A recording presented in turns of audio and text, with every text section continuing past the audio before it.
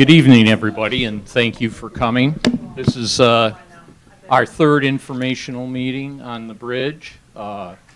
Remind you that we're here to give you as much information as we can regarding this issue. We're not here to debate. That's up to you to decide whether you're for it or against it, not for us to tell you to be for it or against it. We're here merely to give you all the information we have. We'll do this meeting tonight. We'll run through some slides of how we got to where we are and go through some questions that have come up since our previous meeting. I would remind you that this meeting is being televised as well as being recorded and will be played on GITV. So you must, if you have something to say, we want you to speak into a microphone and we'll have that going around. So with that, I would like to introduce to you the people who will be answering your questions tonight. Derek Thiel will be doing the slides along with myself. And then we have Carl Bletcher, our trustee on the board. Dave Nadeau next to him, our treasurer. Udo Connor, our clerk. Jameson Yeager, our trustee. Kyle Dubusse, trustee, and Joe Forcerelli, our trustee. So with that, our toll bridge. And this all started with a phone call to me almost 2 years ago from the bridge company asking if we would be interested in purchasing the bridge. And after discussion with Derek and other board members, we decided obviously to pursue this. We've done our due diligence, as hopefully you'll see. And that's why it's taken so long, because due diligence does take a long time. But there we go. Speaking of due diligence, we contacted and employed numerous consultants, engineers for a full inspection of the bridge, underwater, on top, everything, every nut and bolt on it. We had them go through that. Financial analysts to go through their books and records to see, from a financial aspect, if this would make any sense for us. Financial consultants regarding the bonding and borrowing money to fund this venture. Bond attorneys, of course, we have to go through that, and general legal counsel to do various legal work. One of the things we found in that is that we had to go to Lansing and get special legislation so that the township could own a bridge, because townships don't own bridges or roads. So we needed special legislation for the township to own the bridge and to run it as a toll bridge. So we did that. We looked at the different ways of funding this project. We looked at property taxes alone. In other words, no tolls. Everybody goes across the bridge free, but how do you pay to operate it, to pay for it, to pay off the debt, to purchase it, etc. We looked at that, and we felt the millage, which is reflected in the ballot proposal, the millage would be too high. It was over 3 mills to do it that way. Tolls only. The tolls, that obviously was something that we wanted to see. Can this at some point be running on its own through the tolls? And we felt certainly that the toll revenue is there. When we get to a point, it can run without a millage, but it can't run without a millage, we determined at the beginning. Not so much because of the purchase, but because of what we have to do for upgrades. So the total package, which is like $59 million, tolls alone would not pay for it. So the hybrid was tolls and property tax. And that is what is on your ballot in November. It's 1.67 mils. And it will still be a toll bridge if we, in fact, if you pass that and we purchase it. One thing that we have been doing throughout our tenure on the board here these last 4 years is all of our projects. We look at how can we have the least effect upon the taxpayer. And the proposed levy here will not increase Groseal Township millages above the rates that were there in 2023. We had a dip here in 2024. We had mills drop off. And even adding this millage back, it's still going to be less than 2023. So you're going to still have a little more money in your pocket. And right now, I believe we're at 12 point some mills, which is very, very, you look around, that's very, very lean. So even with this, we'll have one of the lowest millages in the downriver area. And of course, our property taxes, and everybody says property taxes are too high. It isn't because of the mills we charge. It's because our values are high. Those are the two aspects of the your taxes, the mills and the property value. So as you see on that chart, your total overall millage will still be less than what it was in 2023, even if this passes. And this is an example, a house, $400,000 value, $200,000 taxable value. Your taxable value is pretty much 50% of your SEV, and it's the taxable value that your property taxes are based on. So at 1.67 mils, it's $334 annually for this on a $400,000 home. That home, just to emphasize what we were saying about the millage decrease in '24, received a reduction of about $600 in their taxes in 2024. So even with the new millage coming on, they'd still be receiving about $290 more in their pocket than they were in 2023. The proposed design, we have as I said, it's the $59 million includes the cost of the purchase as well as the upgrades that we feel we need to make to have the bridge suitable for the township.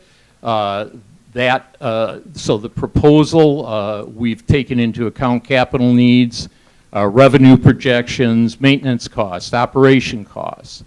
Debt service, very important. Purchase expense, certainly the upgrades themselves, engineering costs, and bonding expense. Those are all the things that we have to look at going into any project, but that's what is included in this one. We've had a lot of questions about have you looked for alternative funding. First of all, the biggest problem is no alternative funding that we can go for.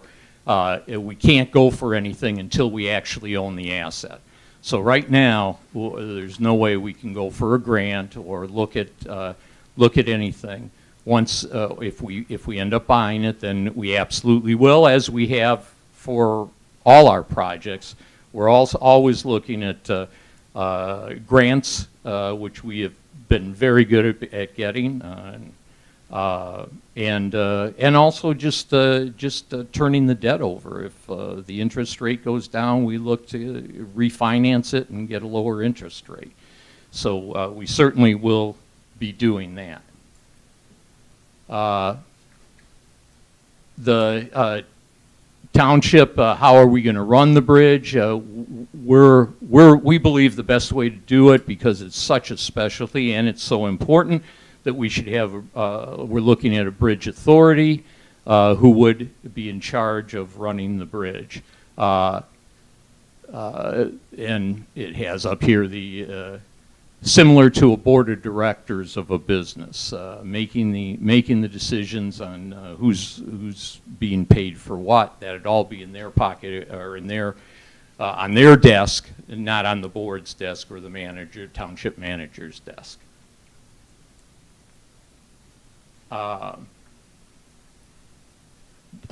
Discussions as to how to operate the bridge, utilizing, we certainly believe we should have an outside company, someone who knows how to run a bridge.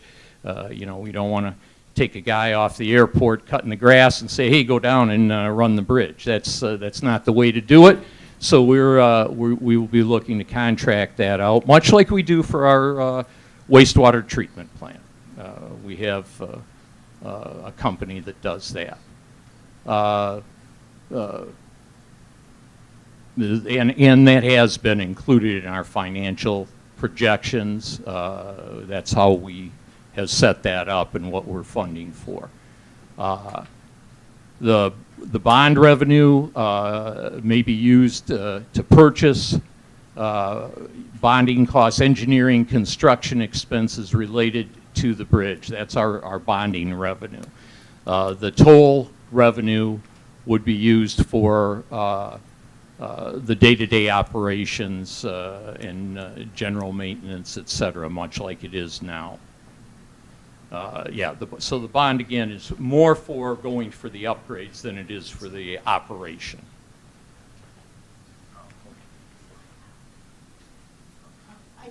The lines are locked out right now. They will be closing them shortly. They can't close the lines right now. Yeah, they're telling us that it'd be too dark in here if they closed. Oh, there they go. So they had been locked out, and so yeah, and they can't just close the one. They all close. So that's good.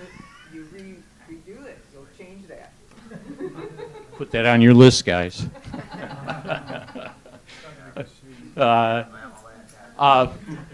Which brings us to, this is you want to listen to this one, why we need it. During our first two presentations, this was pretty much just a slide. Why, you know, we're aware of projects, as we all are, that the Free Bridge, or Wayne County Bridge, has got two projects on their list, one for the structure itself and one for the underwater work, or the piers that weren't done previously. Very important. We know that that's going to be done. We know it's certainly with when they do the structural work, the bridge will be closed. We just found out within the last few days that the bridge is going to be closed sooner than that. We had talked about the plates. They had told us, and we had mentioned it, that there are 11, I believe it's 11 pressure plates on the bridge that have to be reworked or replaced completely.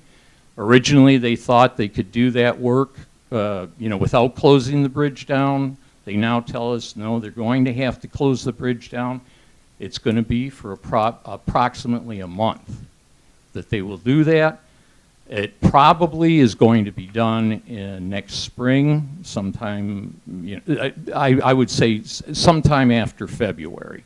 So it could be as early as March, it might be a little later than that, but it is going to mean that the only bridge we have is the toll bridge for at least a month. So we don't have any more information than that right now. As soon as we get more information, obviously we'll put it out to the people as to more detail. All we have right now is that it's going to happen. It's going to happen around March next year, and it's going to be at least a month. So We will see, as we've been talking about, what's it going to be like with one bridge. We're gonna find out. Obviously, as we've been talking about, and the reason we want to do the upgrades was for this type of situation. We are not going to be able, obviously, to get our upgrades done that quickly. So we are looking into what we can do. And again, when we have the detail of anything, we will pass that on to the residents. That now everything seems almost less important saying that, since we are going to have a shutdown. But this is what can't get across that toll bridge right now. Basically, it's 7.5 tons. Its load limit is a little bit higher than that, but not enough to support any of these types of trucks. Your gasoline truck, your fire engines, emergency vehicles, actually not even our ambulances, our waste hauling, certainly contractors, the cement trucks, trucks bringing wood or steel or anything over. None of that can go across the bridge right now. So that was why we thought this was a worthwhile endeavor to get it and be the one who cares about this and can put it in a condition so these can get across and take care of the community if the other bridge is down. And with that, I will. Can I just get a clarification? On this, are you talking about the weight limit on the toll bridge or the county bridge? The toll bridge. Well, I'm sorry, we were talking about the bridge being closed in March. Yes. The county bridge is closed in March. We'll only have the toll bridge available to us, and right now it's 7.5 tons. Okay, so then we will only have the toll bridge, correct? Correct. And you're saying that toll bridge cannot accommodate. That is correct. It can't accommodate any of that right now. Which is why the upgrades are necessary. Yes. But they're not gonna be done by then. So then what? What? No, what, we're not gonna get into a question and answer yet. That'll be after we get through we can get back to all this. Yes. Okay. Go ahead, Derek. All right, thanks. Here you go.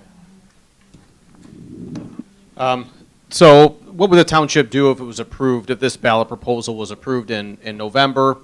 We would go through the process of starting bonding, finalizing the purchase, receiving the bond revenue to do the engineering work and complete the purchase of the toll bridge. We would then start with that bond revenue, the engineering, which takes a bit of time, as well as permitting for the upgrades and improvements that are needed to accomplish the load limits that we would like to see on the toll bridge. We would then bid the project, so the work that needs to be done. We would then bond a second series, which then would bring in that revenue to be able to support the construction costs once we have our bids received. Commence construction and complete construction. So these steps are scheduled to take approximately about 30 months. The intent all along had been to have these steps completed for that project that we know that's going to last 9 or more months. So that is the goal with this schedule that we have proposed. And I'll touch later on the month closure, what options exist potentially for that. Because there was actually a question that came in from a resident before we had that information. The work that we've built into the proposal, we basically instructed the engineers that we had review the bridge to give us anything that, number one, was load restricting, but also anything that could potentially fail within a 30-year period of time, to make sure that we were doing work or repairing or replacing those components to ensure that that bridge wouldn't need significant capital improvements during the life of that bond. So that's what's been built into the proposal that you'll be voting on, a package of improvements and work that ensure reliability for a 30-year period of time at the load limits that we say we need, or we understand the community needs. So next, some resident questions. We've, in the past, I think, meeting, we tried to address any questions that came in, and we're trying to do that with this meeting as well. So these are questions that we received directly at the township, and I'll try to cover as many of them as I can tonight. There was a question about the opportunity to purchase a toll bridge on 3 other occasions. What was the reasoning behind not purchasing the bridge then? We're not privy to the conversations that may or may not have taken place about previous purchases or whether they actually even occurred. What we do know is there was an attempt, a taking attempt through eminent domain that I think everybody was aware of. I think what was different there and what we're not dealing with now is you have 2 willing partners currently. Before, in that purchase attempt, it was basically 1 willing partner. It was an adversarial relationship. We've been working hand in glove with the bridge company, trying to make this as seamless of a transition as possible. So you have 2 willing partners, and I'm not aware of what complications or issues were part of any previous purchase conversations. So if the vote is no, what exactly is Plan B? Plan B is to have restricted access to the bridge, or I'm sorry, to the island via the toll bridge with its structural limitations, any additional limitations that any private owner that would purchase it would place on it, and any toll that they would choose to charge. That is Plan B. I mean, you have 2 bridges service the island. I think we've been very clear. It makes the most amount of sense for the township to have 2 functioning bridges that can meet our needs. Plan B is not a good one. It's not one that I think is reliable and that provides the limits that the township needs for its daily function. So unfortunately, it's not a great answer. Plan B is not a great plan. It was stated at previous meetings that the Wayne County Bridge will need to be replaced in 20 to 25 years. Is there a plan in place for this? Over the years, the township has had conversations with the county about a replacement bridge. We've encouraged them and had conversations about reviewing replacement options, requested the earmark of funds to put forth a study for a replacement bridge. We facilitated conversations with DTE and the county about reserving property on the Trenton side. Currently, the county is focused on repairing the bridge to make sure that the lifespan of that bridge allows for a replacement to be considered. But as of now, nothing concrete exists as far as a plan for a replacement of that bridge. And one of the largest limiting factors is the cost. $200 million is what we understand to be a reasonable estimate for that. And obviously, $200 million is a lot of money that is very hard to come by, so that presents a major challenge. I assume the toll bridge is profitable, as the Smoke family would not have retained ownership for over 100 years.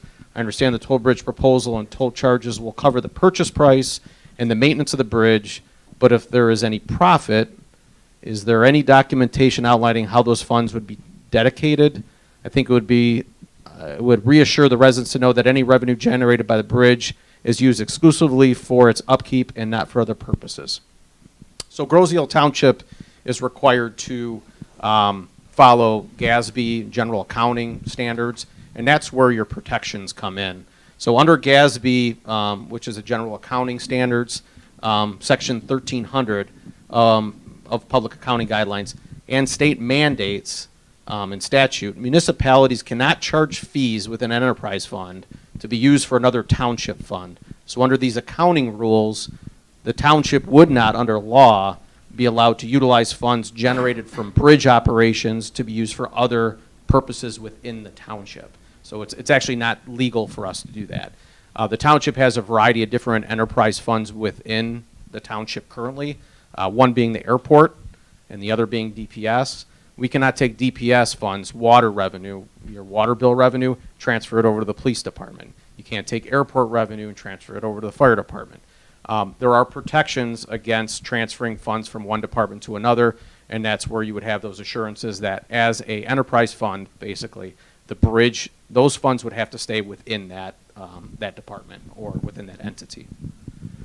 Is the NDA document itself available for review, and if so, how, where can it be reviewed? So the NDA itself is not available for review, but what we can tell you is what is protected within that NDA. So the NDA prohibits the release of certain information related to the operations of the bridge company, including financials. This includes past and current profit loss statements, operational budgets, including personnel costs, maintenance operations, capital expenditures, engineering reports, et cetera. Also negotiated figures relative to purchase price, cost considerations, and the such. So that is a lot of what the language is in that NDA. So although you might not be able to see the exact document, that's a lot of what's contained in it. Are the contract terms of engagement for similar documents for the township's paid consultants available for review? And if so, where can those be reviewed? So the contracts for the various consultants we had, actually the two primary ones, our financial consultant and our engineer, they are available for review. Both of those contracts were approved at a township meeting, at a public meeting. That information is in the township meeting portal.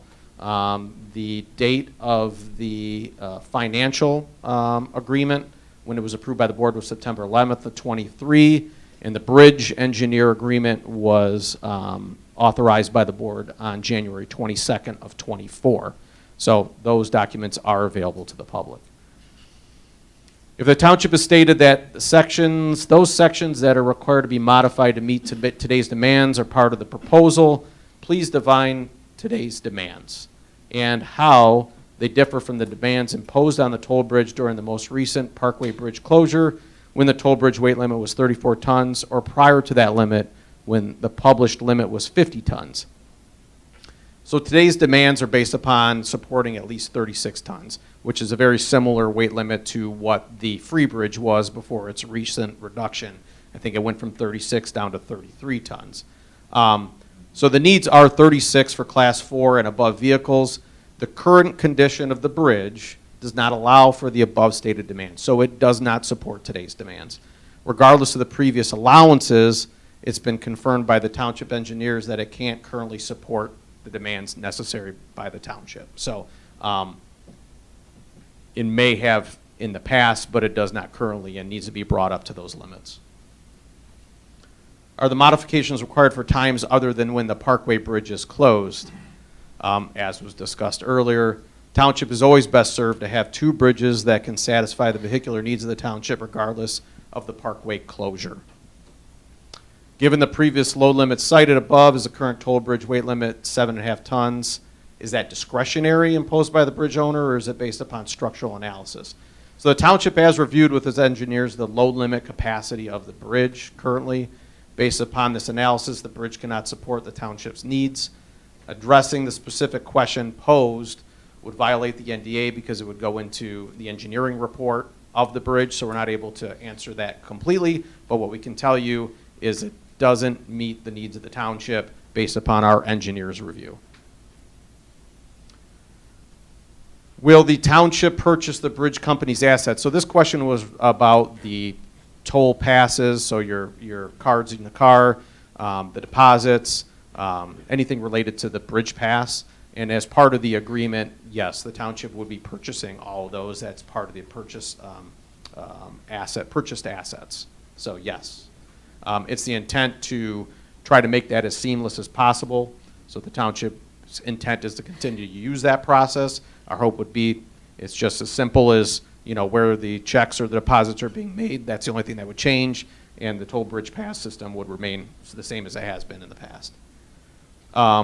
Will the residents be able to review yearly bridge financials when the township owns a bridge? Absolutely. We're required by law to be audited each year. Our financials are completely open to the public, as would any enterprise funds financials. So you can come down here to Township Hall, take a look at the financials for any of our enterprise funds, whether it's water, sewer, the airport. That would be no different with this township-owned asset. What emergency plans are in place by Groseal Township and Wayne County in the event of an extended closure of the Wayne County Parkway Bridge before the necessary repairs are completed on the toll bridge over the next 30 months? How will basic services for Rhode Island residents be maintained? Fuel for police, fire, school buses, supply trucks for local businesses, DT trucks for power outages, and storm damage mutual aid for other local fire departments. This is a very timely question based upon what was mentioned earlier. A lot of this, the answer to this question depends upon the length of that closure. So we know the Wayne County Bridge is old. We know it's in poor condition, and issues come up. And that's what we've been trying to, I think, emphasize through a lot of our publications. Like, hey, this thing is at high risk of closure, and the only, backup that we have is the toll bridge. We want to make sure it's in good enough condition to be able to carry the township's needs. The toll bridge obviously has current limitations. I think service provision response is a lot of, will be related to the length of the closure more than anything. So the duration of the parkway closure will determine, what things we can do and what challenges are posed to us. So in the case of like a short-term closure, which as related to the 9-month closure that we expect on the Free Bridge, this one being 4 weeks is relatively short. It could mean reducing the frequency of services, stockpiling of materials on the island, staging necessary equipment on the island so we can be self-sufficient for a short period of time. Each occurrence would take a unique set of solutions that we would have to do as a township, have to put together as a township with partnership with all those entities that will be affected. The school district has a major construction project going on right now. That would be impacted. Wastewater treatment plant operations, trash service, school buses, all those things have to be considered. It is our intent to utilize the period of time that we have between now and when we know that short-term closure will occur to work with those parties to try to make sure they're adequately prepared so that we can sustain ourselves over that 4-week period. That's not to say that there won't be inconveniences. I mean, we've been saying all along, there is no better solution. There is no option that won't provide inconvenience other than having a bridge that meets our load limit needs. And, it's potential. There's a potential that all construction might have to cease in March when that happens. We will let the residents know once we have a plan formulated with the county, with the stakeholders to let you know, what this all means to you. But very obviously, this is a concern. I do want to emphasize one thing, though. Anything that the township can do to work on this is limited by the fact that if we don't own the bridge, we have no hand in the potential options that might exist. So it's not to say a private owner wouldn't try to work with us, and it's not to say the current owner wouldn't try to work with us, but there is no guarantee and no requirement for a private owner to do that. As a township, obviously, we can. So that's something I wanted to be very clear about. The options for us exist more if the township does own it. Why don't you say that again, and a little louder? Can you, 'Cause that's really add something important. also to Sure. add Um, on that last slide? Okay. Oh, no, you're not done yet, are you? Just one more. Oh, I thought that slide, I'm sorry, I thought the slide was. You're good. So I did receive some additional questions that were previously answered that related to toll rates charged. Is there going to be a resident discount? I think we've addressed some of those things in our previous slides, so I would encourage those residents to go to those slides to review those answers. I don't want to go over them again tonight. Bridge opening frequency, we reviewed that in previous slides and meetings. And then county detour responsibility. I think we had to address some of that at our last meeting with the legalities of all that. So with that, those are the questions I received. Can she add to that, and then I have something? Yeah. Go ahead. Is this on, just to, yeah, there we go, okay. So I have two things. One is a statement and one is a question addressed, I guess, to our manager and to the board. The statement simply is, in the last couple of days, the clerk's office has received some complaints from residents suggesting that the township is promoting voting yes on the election by having a sign placed at the entrance of the toll bridge driveway. And if you look carefully at the sign, it is simply stating, please vote on this day. There is no mention of how to vote. Margie Gape created the sign, and it is simply there to remind people that this is an issue on the ballot. And so please, I'm just getting the word out there.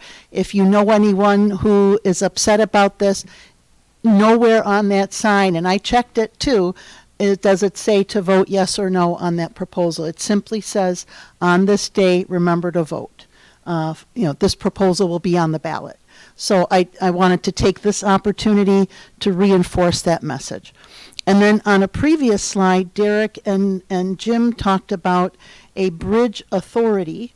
And I've had a number of people ask me, who will be that bridge authority? How will it be?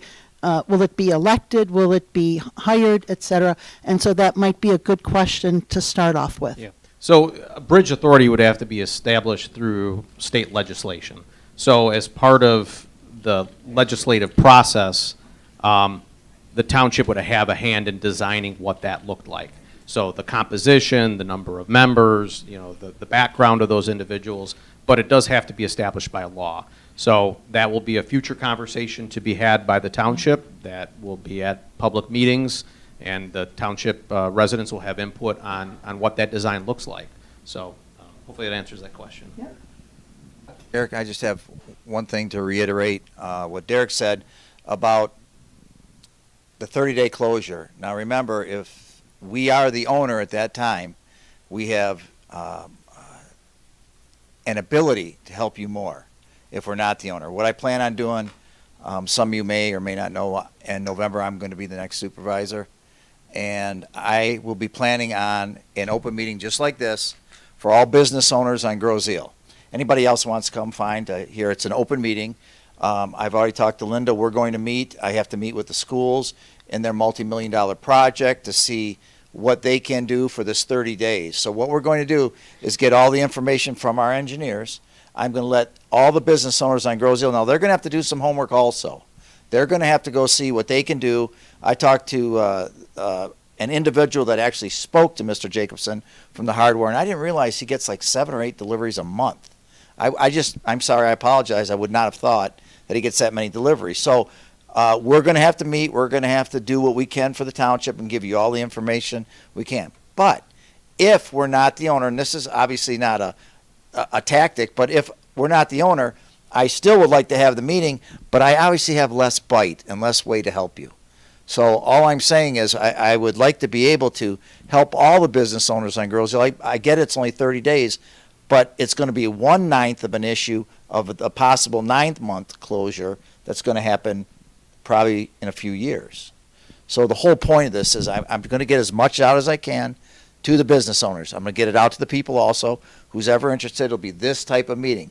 So I know there's some questions, and I know you probably have more questions to them or to the board about, what will happen on this 9-month closure. But we're going to do everything we can to help out, to try and come up with ways, especially after our engineers tell us exactly what we can do and what we can't do, because that'll be real helpful then.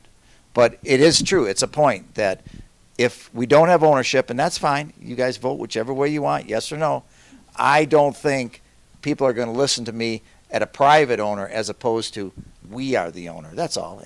But I'm still going to do everything I possibly can for you either way. And I've already, as Jim stated, they were only notified a few days ago. They called me down there. We met, and Derek and I have already been speaking about what we can do and how we can help the township, the people, the businesses, and so on and so forth. So I just wanted to reiterate that, and I guess you can start the questioning, Dave, if you want. Anybody that has questions? Go ahead, Vic. Wait, hold it. Wait a minute. Wait. Get the mic, please. Oh, yes. Because we want the people at home to hear you, too. Yeah. Can you hear me all right? Yeah. Okay. Regarding the upcoming closure in March or thereabouts for a month,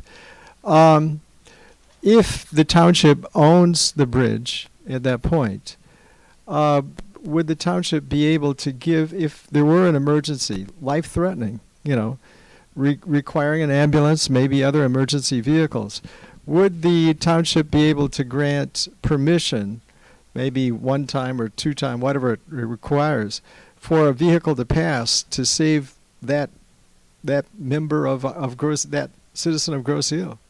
Vic, the best way I can answer that is we are gathering information as to what we will be able to do. Uh-huh. We're looking into that. As soon as we know what we can do, we will be putting that out to the residents. Right. And I would say we hope to actually have that by the end of the month. Okay. So we will be letting you know what can be done. Okay. Follow up to that. If we should, if the proposal does not pass, and I certainly hope it does pass, personally, okay, but if it does not, and it falls into the hands of a private owner, would the private owner be within legal bounds to deny emergency access to the toll bridge, or is there some legal way that could be forced if the private owner refuses to do something like to allow that to An happen? emergency vehicle. Right. I do not know. I do not know of anything legally that would force him to do that, especially if his bridge cannot handle that handle the type of weight. load.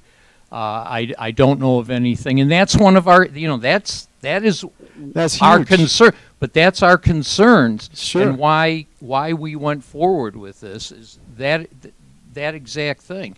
The private individual, it's a private asset, and people can't be, even if it puts lives at risk. And yeah, it could Well, be that way. It yeah, could well be that way. Yeah, I mean it's not as simple as that. That's them riding in an ambulance versus Right. riding in a car. Right. But I mean, yeah, and that's why this is so important to us. I should say. Yep. Yeah. Go ahead. I don't know of any law that requires. Yeah, I don't think it's, I mean, we're not just going to have residents dying all over the island, right? Like, there's ways to work around this, and there's several ways to do it.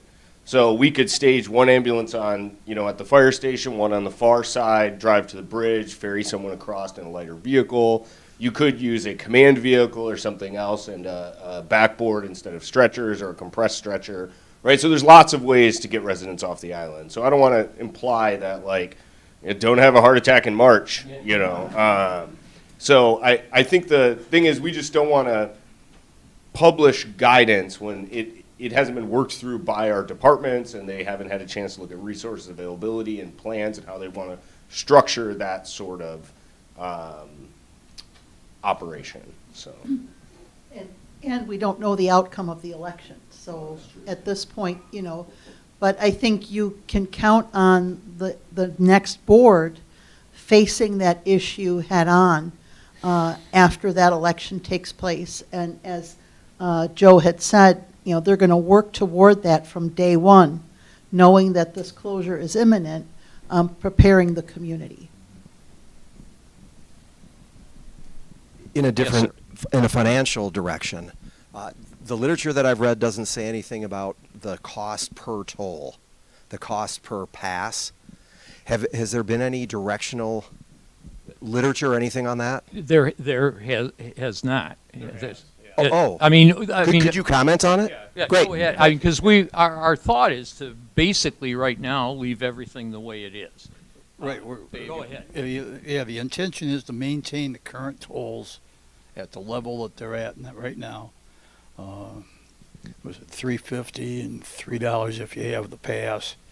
And our procedures or our financial analysis was based on those tolls continuing. All right. Thank you.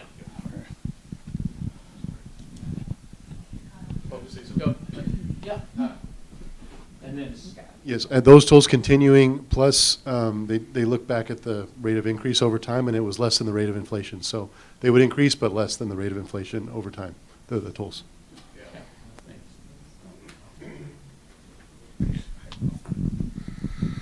Hi, everybody. First off, I'd like to thank the board and everyone involved in working on this presentation. I know that it's a lot to take on, and you've been very forthright and forthcoming, and it is appreciated. Having said that, I have a couple questions. First off, I understand that if we do purchase the bridge, that of course we would get the assets that's associated with it.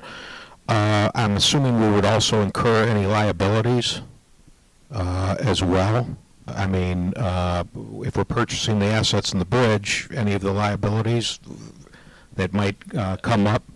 When you speak to liabilities, what Well, I mean, for example, if, and I don't know, but if, like if a bridge, if, let's say a freighter hits a bridge, you know, that's happened twice before, and, you know, I don't know if we've done a risk assessment as to who's going to pay or how long it's going to take for it to be paid, in which case we've got to get a bridge back up and running as quickly as possible. And so I'm assuming the funds have to come from somewhere. Well, yeah, and certainly we would have insurance on the bridge, much like they do now. Okay. Yeah. Have we made any inroads into the insurance? And the reason I'm asking this is because basically we've had very light freighter traffic as of late. McLeod was shut down, of course, and they've run down the operations for the Trenton plant, the power plant. So very little freighter traffic. I have no idea, and I'm sure you mentioned it and I just missed it, but how much traffic that we're going to be expecting once the depot opens across the river.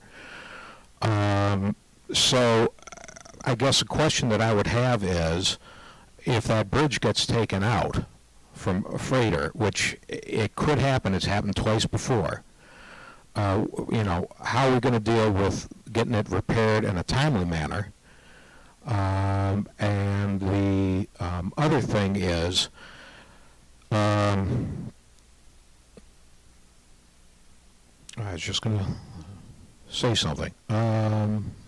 Timely manner and, well, anyway, and then the other question I have is in regards to the purchase that we're going, and we'll be purchasing an asset that is only rated for, as of right now, how many tons? Right now, it's at 7.5 tons. Okay, 7.5 tons. And then the free bridge is rated at, what, 33 right now, although it's going to be... Yeah, I believe it's 33 right now. It's going to be closed for a certain period of time. Right.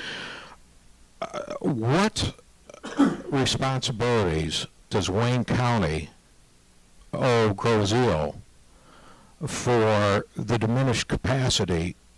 You know, right now we've got a bridge that can hold 33 tons.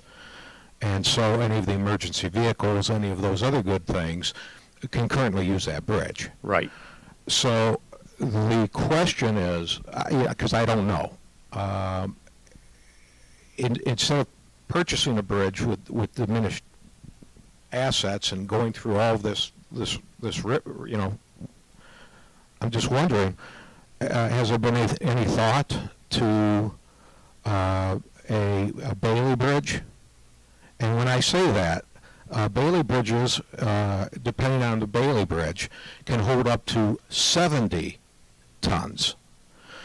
Also, they can be put together within 30 days. And they can accommodate, depending on the setup, two-lane traffic. So I'm thinking, instead of us having to screw around with a bridge that has weight limits, we have to go through all the finance, we have to do all of this. For the time being, you know, instead of, you know, I just kind of feel like this has been rushed. And I mean, I understand. Yeah, and you're certainly entitled to think whatever, you know, you want. And I understand what you're saying. In Bailey Bridge, I'm going to let our resident expert on Bailey Bridge. I wouldn't say I'm an expert on Bailey bridges, but I do work in national emergency services. Which one of our assets is a Bailey bridge system, and they are rated for 70 tons. Right? You can actually drive an M1A2 Abrams tank across it, which I imagine is where you got the 70 tons. 70,000 pounds. Yeah, 70 tons. 70 tons. Which Yeah, would be 70 tons. 140,000 pounds, right? So There's several concerns with Bailey bridges, and in a absolute humanitarian crisis, could an asset from the state of Michigan deploy a Bailey bridge here to Grosse Ile? Yes, they absolutely could. Some of the concerns are you need a place to enter the bridge and you need a place to exit the bridge, right? So now we're going to have to clear cut woods, create a certain slope lane, reinforce that, right? Because you aren't driving tanks, you're driving, sedans and SUVs and trucks and whatnot. Second of all, there's probably no way they're going to allow just regular civilian traffic across it, right? You're not going to drive your car to work across the Bailey Bridge over the Detroit River where there's a 5-mile-per-hour current. And yes, you could move emergency services back and forth across it. You could even bring supplies in. But like I said, that's really you're talking like a disaster, right? Not necessarily, and maybe being cut off by both bridges for greater than 30 days does rise to the point of a state or federal declared disaster, where you would see those kind of assets employed. It's just not very feasible for, the kind of commuting and services we require. And really the only feasible thing is 2 bridges. So, Jameson, hold on a second. Add to that. Scott, if I just may add, in our emergency operations plan that Derek and I did the writing of, there is a Bailey Bridge section. I had the gentleman come down from either it was Marquette or Sault Ste. Marie, and we actually have a place that he believes a Bailey Bridge would work. I don't want to get into where it is. He said it is only for the goods and services because the bridge is through them. It's not like we're buying the bridge or leasing the bridge. There's no vehicular traffic, only emergency traffic, and it is 2 lanes, that's correct. It is 2 lanes, but they only like to use the middle lane on them just because of what Jameson also said.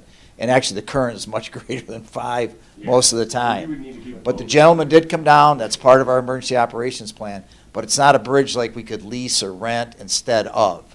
It doesn't work that way, and they control this, not us. It's their bridge, they make the rules, and once again, it is part of our emergency operations plan in case, let's just say the worst happens and both bridges go down. And that's what part of this, what we wrote it for. So, how much weight, Joe, for that bridge?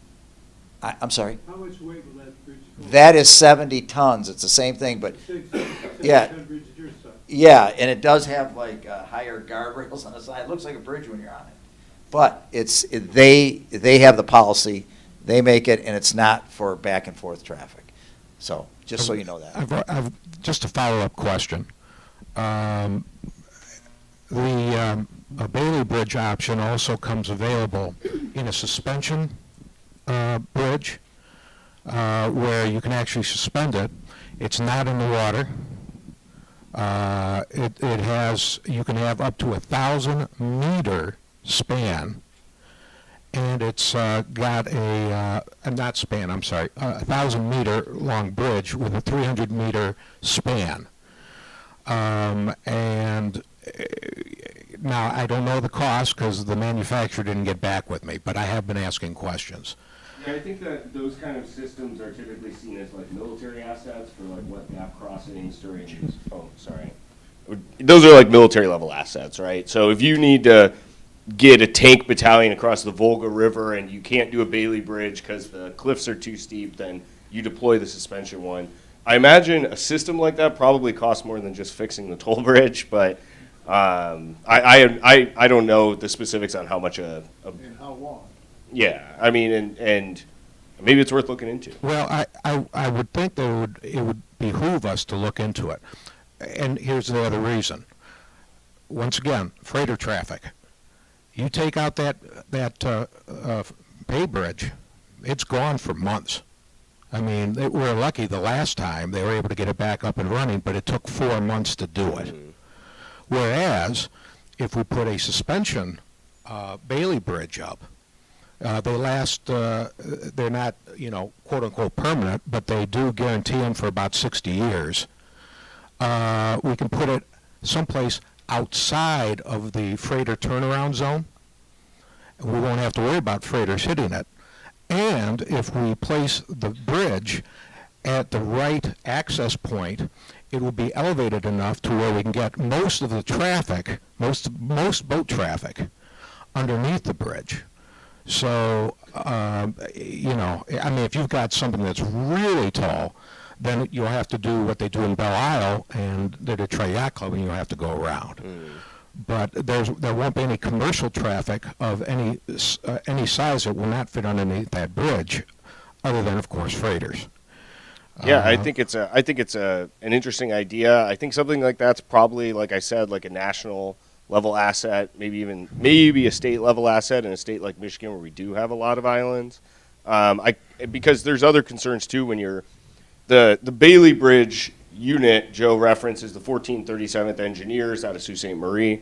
So you're talking a 250 some person company operating 24 boats with, you know, another 24 trucks and sections of bridges hauled on that as well, right? So even a suspension bridge is going to require trained operators that are certified and experienced doing so.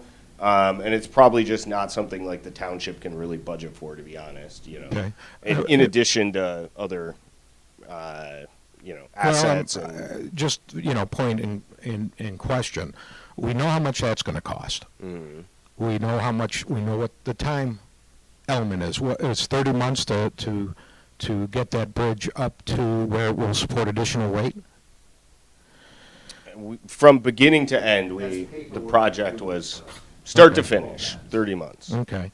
So if we went the other route, how long would it take? How much would it cost? I do know that they're less expensive than the permanent structures, and there are places that we can work on bringing it up. My problem is you're talking about over a 100-year-old bridge that's been kept up with, I mean, they do their best, but it's been kept together with glue and tape and whatnot. Who knows? And it's with all the freighter traffic that we have, I can guarantee you it's a matter of, and just do the risk analysis. Just do some statistical analysis. It's not a matter of if the bridge is going to get hit. It's going to be a matter of when, because we're going to start having a lot of freighter traffic go through. And if that bridge gets hit, while that other bridge is being worked on. Scott, yeah, thank you. Thank you. Sorry. That's all right. That's all right. I just am worried about that. Wait a minute. Somebody over here had their hand up first. Michelle. Thank you. Is it on? It is. Yeah, and the other thing that have to be looked at, we don't get to just put up any kind of bridge we want. We have to get it cleared by the Corps of Engineer, whether they would even let us have that type of bridge. So, which is another process that takes a long time. So, there's a lot of things to keep in mind there. None of them easy. Go ahead, Michelle. Thank you. So Michelle Bartlett, and I appreciate talking now because I have to run to a board meeting. But a couple of things. I talked to the police department and the fire department, so they absolutely have contingency plans in place. So they don't wait until something happens. They already know what they're going to do, but they don't like to talk about it because some folks, you don't want to know what your contingency plans are, right? So to keep us safe, that's kind of held close to the vest. As far as the liabilities you brought up, that's a good issue. And I believe since this is a private owner, and I don't think, there's no stock, it's an asset sale, so any existing liabilities wouldn't automatically come over. It's only what you contract for. And the NDAs, all the years that I've practiced with mergers, acquisitions, and divestitures, I would not, and I have never worked on a deal without an NDA. I mean, it would be considered malpractice for me to not have an NDA. So I don't want folks to think it's unusual. Yeah, we've said that before. It's not unusual. It's a good business practice. Right. And, because we're a public entity and we do want to give our residents as much information as we can. That is a problem in this case, but it's not an unusual business practice. And it's only until you buy it, and then it's full disclosure. And then my one question is, before I understood there were phase 1 and phase 2 repairs on the Wayne County Bridge. That is correct, and that's still there. Based on what you're telling me, my first thought was safety, but it sounds like it's not a safety issue. It's just they need to take the bridge down to do that. One, can you guys just go over the timeline again of when you think that bridge could and could not be down? Because I think it's for these templates for phase 2, but I think it could. Okay, we haven't, the best we've been given right now is the piers in 2025. Okay, and the structure, probably at the, probably 2026. I was going to say the end of 2025, but I'm not sure that they'd even start then. It's probably 2026. That they're still working on those projects. This came up a few months ago, and they, we announced it at a board meeting that they were going to be working on these pressure plates, but they thought, as I said before, they thought that they could do it without having to shut anything down. As they got deeper into it and got their companies that they're going to hire into it, they said, no, we got to shut it down. Which I'm not surprised, right? Until, I mean, they always say the and devil's things in are, the details. things are constantly changing on projects like this. And again, not unusual. It's nobody pulling the wool over anybody's eyes. It's just what happens. Right. And thank goodness that they told us about it. And we didn't just see a sign saying bridge shut for a month, I mean, so they are trying to work with us on the timing, and I mean, they can't wait too long. That's why they can put it off until like next spring, but they can't put it off until we get our upgrades done. Right, and I know the businesses are concerned. I spoke with Jerry at the hardware store. Everybody on the island would be, and that is part of living on the island. Right. And these are the things that you run into, and we're trying to take care of them. Well, and we even joked that the biggest concern for Groseal will be, that means liquor trucks can't come over, right? Yeah. So. You're going to have to do it by car. You're going to have to do it by car.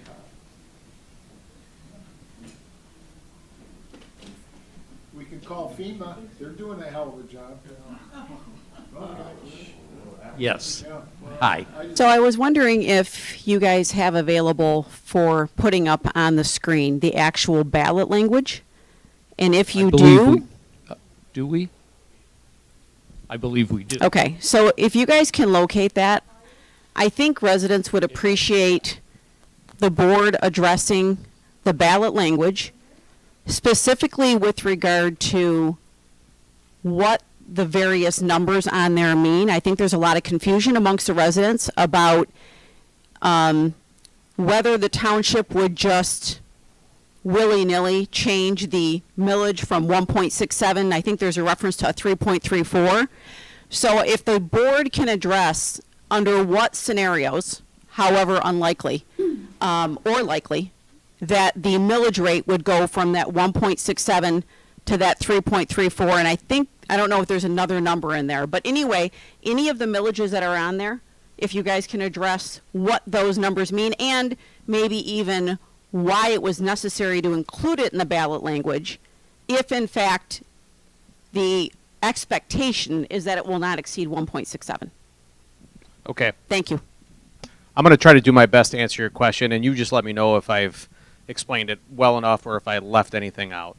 So we are required under law to list the amount of the millage for the first year of levy, and then we're also required to list what the average is over the life of the bond. So that's why you have two different numbers here. You have 1.67, which is the first year, and then the average over the life of the bond is 1.68. Okay, so that is why those two numbers are there. The other numbers are listed to show what the cost would be if the toll revenue wasn't subsidizing what that debt was, and what that first year levy would be, and what that average levy total amount would be. Each year what happens is the township looks in September at what the levy is that is necessary to fund whatever the debt is. And they do that through a township board action. The L4029, I believe, is the form that we have to fill out to list what that levy amount is. So that will always be discussed at a board meeting, and that will always be approved at a public meeting. The township would look at the finances associated with the toll bridge for that given year and then determine whatever that amount might be. But based upon the numbers that we have in the financials, those were the estimates based upon the amount of revenue coming over from toll revenues to subsidize debt. The numbers that we've built into this are based upon, as we've mentioned in previous meetings, the toll bridge current operations, what their pro formas or what their realized revenue and expenditures have been that we've built into our pro forma. We've also taken into consideration potential revenue loss associated with closures, potential revenue increases associated with the Wayne County bridge closures. So all of those items have been factored in and have been figured by our financial consultants to come up with what those estimates are. There is the potential that could be lower. It could potentially be higher. It all is given on a given year what that debt requirement is of the millage. For example, if the bridge itself performs better, then you end up having more revenue, you end up having less need for a millage, and it works the opposite. In addition to that, property values. So millage amounts and revenues are, revenue is a factor of a millage amount and the property values in which that millage is levied against. So if the property values increase above what our projections are, which means millages generate more revenue, you could potentially be able to drop that millage to reflect the lack of the need of a higher millage because you have more revenue because the property values have gone up more than projected. So there's a lot of stuff going on there. I understand it's fairly complicated. Did that answer some of the questions you had? Derek, I was just going to add, the 3.3 is the millage that would be required if toll revenue was zero. Correct. So, That's actually what I wanted to clarify. Correct. The 3.3 number, Yes. 3.32, 3.34, whatever it is, would only be in the event of zero tolls. Correct. That's the way. Can that- anybody on the board, or can you, Derek, imagine a scenario where we would own the toll bridge and there would be zero in tolls? I think this actually came up at one of our other meetings. I think it would be very unlikely in the case of damage, a freighter hits it, where you had it out of operation for a period of time where you didn't have tolls. That's there's a potential for that. But my assumption would be that the insurance company would cover that cost of any obligations while that bridge is out of service. But isn't it also true that the 3.32 or 3.34 that's in the ballot language is a number that's based on an extended, maybe even 30-year period of zero tolls? In other words, right? Okay. So we're not talking about, right. So it's not going to go from 1.67 to 3.34 because Correct. a freighter hits the bridge. Correct. Right? Yep. Okay. Thank you. I appreciate you clarifying that. Hello. My understanding is Mr. Smoke had business interruption insurance. Tim kept telling me that's what kept him afloat.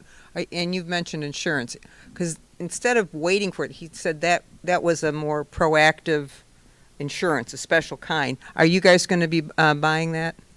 Or Our costs for insurance that have been built into our pro forma are the same costs that he has. Okay. So we have made appropriations in the budget for insurance similar to his. because that was a big deal that he had business interruption. And those are the things that, that we've looked at, because they're very important. Yeah. Both these questions are very important, that it can't be, hey, how can we cut all the costs, make it look good, and then something happens and bang, where are we going to go? The only place we can go is back to the residents to ask for more money.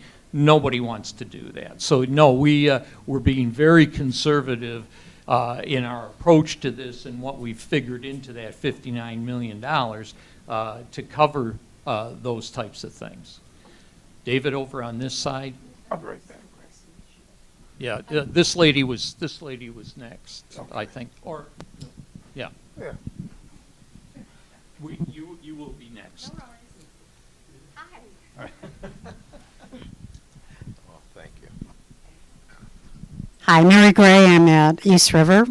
And Joe, and I don't know if you can be able to answer this question, sorry.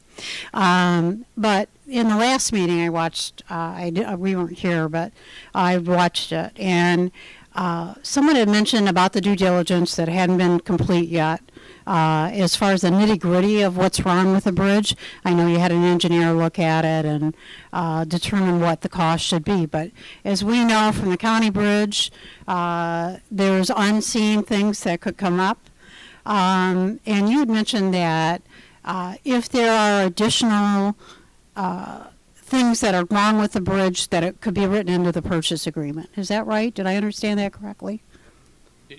I don't recall you saying that, but. No, I'm sorry, Mary, that I don't Okay. say that it can be written into.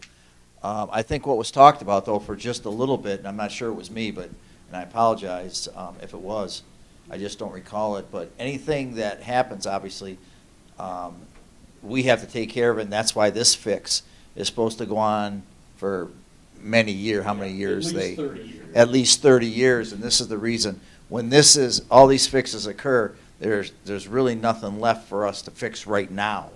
I mean, they've hit everything. You're talking about the toll bridge, correct? Yeah. Yeah, I'm talking about toll bridge, but I'm talking about like unseen. There could potentially be Yes. some things that we, always. because obviously that happens. Yeah. Oh, certainly. I think I remember the context of what you're talking about. I think that was in the context of environmental considerations that still need to be pursued. Do you remember talking about that? And so there would I'm be. very sorry. It was hard to hear on the No, that's my okay. computer, so it was like I picked up pieces of it. So Yeah. It was about. Yeah, it was about an environmental study to unearth anything that might be there, and I do believe it came up that said we would put language in there, or anyway, we'd figure out a way to make sure that we weren't held responsible for something that had happened previously. Was Okay, so and one more just to lead into that. Well, real Okay, quick, so can one I- more. can I Can I take you- just say one more to what he was saying before Sure, I okay. lose the thought? Like Scott. But low blow. Sorry. Okay. So if that's the case, is there a cap on the amount of money that we are prepared then to spend for cases like that? Then you can go on from that. Are you referring to cases of? What's going to be written into the agreement? Well, the 59 covered everything.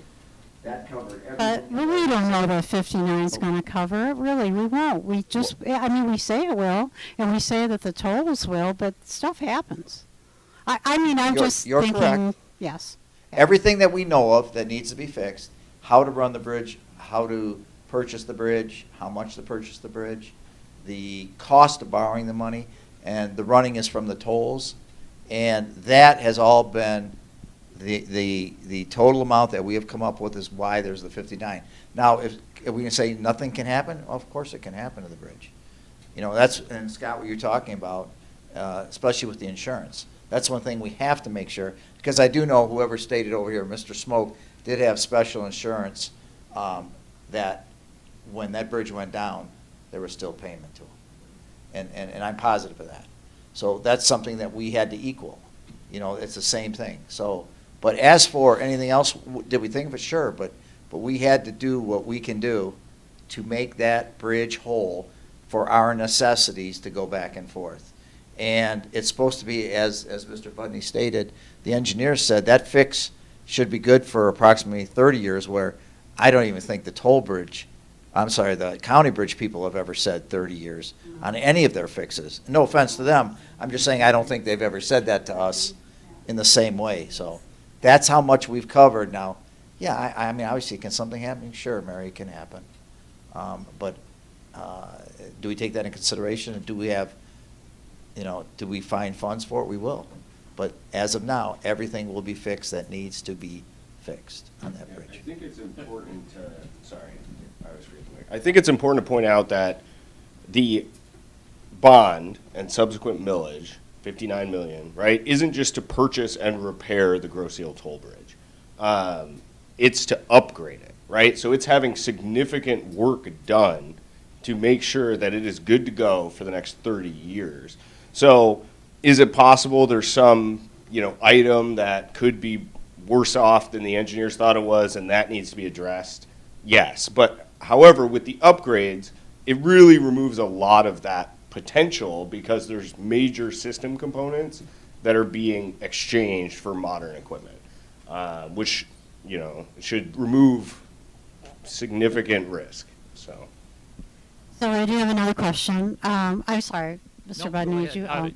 Okay, so, and again, I don't know if you can mention this because of the NBA or anything, but was anything ever thought of if the vote is no and it doesn't go through and someone else does purchase it, does the township have right of first refusal to say to Mr. Smoke that we would still like to be considered if we don't approve of who is purchasing it?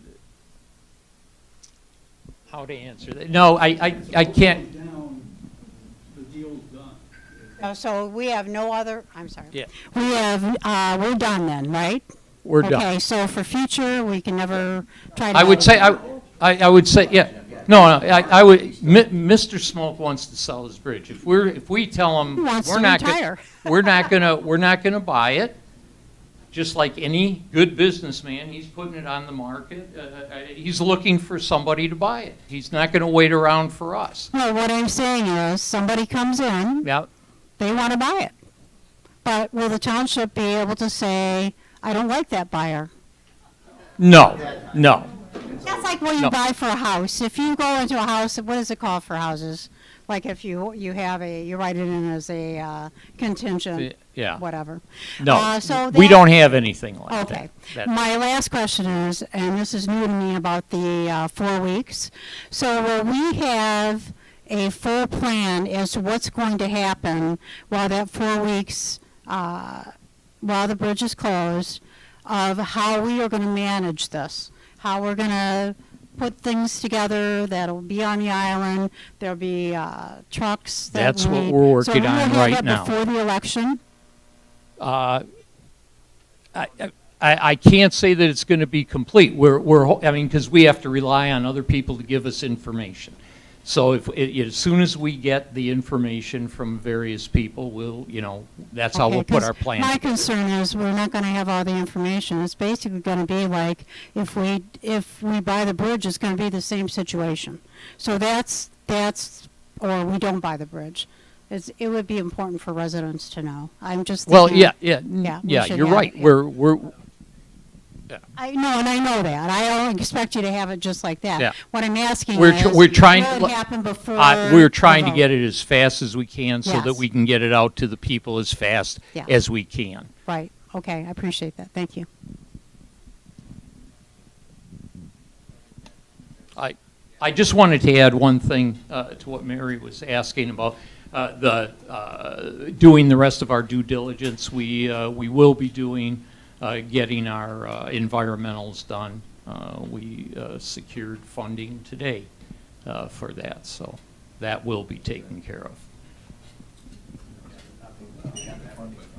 So in the previous slide, the talk about grants not being available to us to do repair and work to the bridge, not being available if we don't own it, that's very true. But we are pursuing and have pursued alternative funding to try to finance those things that we can fund, which is our due diligence leading up to a purchase. So the supervisor and myself, and actually the airport manager, attended the DCC, which is a Downriver Community Conference, Brownfield group. They have a variety of grants available for environmental assessment.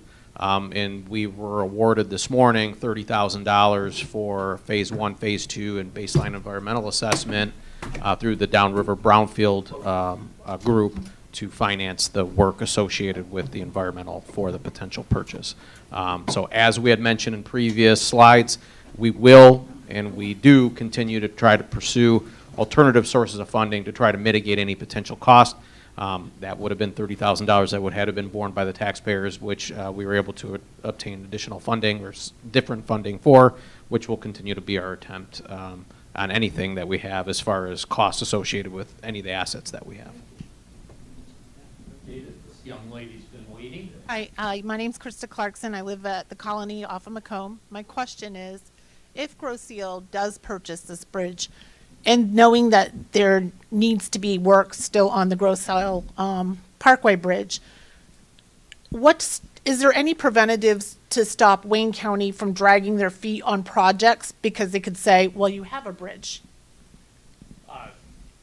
I know you can't speak for Wayne County. I know that you can't speak for Wayne County. We have talked to Wayne County. They in the context of us possibly buying this bridge, and they have indicated that they will work with us, so that we don't have both bridges down at the same time.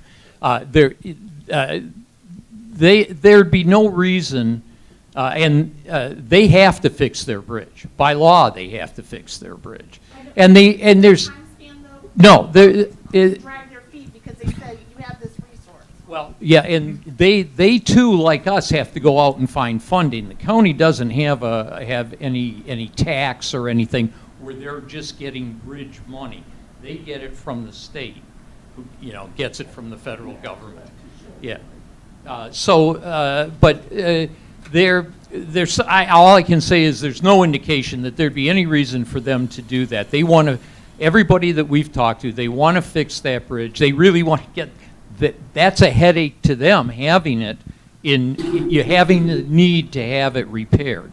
Of course, they have 300 bridges, and they have a lot of them that are in that. But they have told us that they're going to do it. That they have, we know they have $20 million to work on that, which will probably go for the piers, and then they have to secure other funding for the structure. But every indication to us right now is that they're going ahead with it and doing their design and everything that they need to do, and the fact that they will work with us to make sure our work and their work, doesn't hurt us. Did you want? Yeah, just real quick.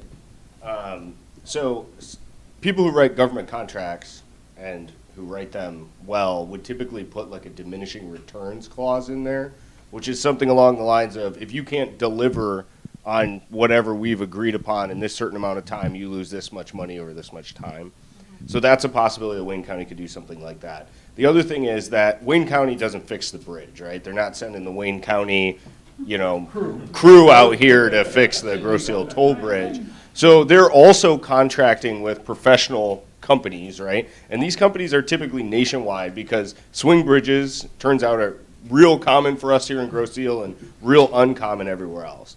So these companies are going to mobilize their, I almost said forces, their workers, employees, right, and their equipment, and they're going to want to get the job done as quickly as possible so they can move on to the next job. So it really isn't a lot of incentive for Wayne County to, right. I would add to that the law currently doesn't require Wayne County to provide a second bridge to us. They're not required to build a bridge. What they are required to do is to reasonably maintain their current roads and bridges. So the idea of, somebody had posted the other day about putting a tunnel underneath the Trenton Channel would solve everything. The idea of building a Gordie Howe type bridge is simply not feasible from a financial standpoint. So why don't we sue them? Go into circuit court or the court of claims and sue them. The answer is you'll be there about 5 minutes before you're dismissed. There is governmental immunity. There are problems with raising the funds for it. There are also problems with trying to force a government that has a lot of options with the 300 bridges that Jim just mentioned. We have bridges here that Wayne County is responsible for. There are 290 plus other bridges throughout Wayne County.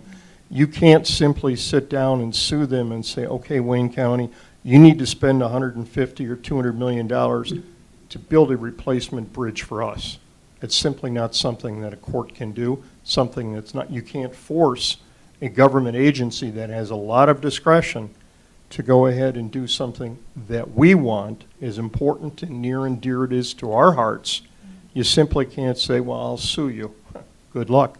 Doesn't work that way. Yeah, actually, Trustee Billetter, following up on that point, I know there's... Bring okay, the mic well, up a little bit. Is this... All right, is this better? Yeah. Okay. Yeah, following up on that point, there's been a number of posts on the Facebook page of Grosse Ile Now about a state statute that specifically talks about, speaks to detours. And I've had some conversation. I actually brought this up at the last meeting, and I talked at the meeting with Mr. Thiel and Trustee Porcelli about this, but I think it bears repeating. Mr. Thiel, you had mentioned that this was covered at the last meeting, but since it still is a subject that is out in the community, could you address what the township attorney has provided, the township guidance on those state statutes that specifically address the responsibilities of municipalities or counties to provide detours, and whether or not, in fact, the toll bridge is under the definition of detour in the state statute, even if it is a detour?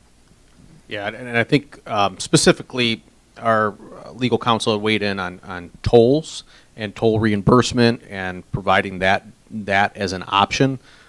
She had mentioned that bridges, toll bridges, reimbursement of tolls is not specifically listed in the statute as a requirement of the government entity, i.e. the county. There is no case law that supports any clear definition of that. An absence of case law, an absence of language in the statute, then it is not something that is required, in her opinion, of the county to provide. Okay, and my understanding is, though, that there is perhaps some further legal guidance you got on the issue of whether the toll bridge is actually even technically considered a detour, because unlike detours that you might have on a freeway where you are forced to go in one direction off of the road, there is no guidance or requirement that you actually head to the toll bridge.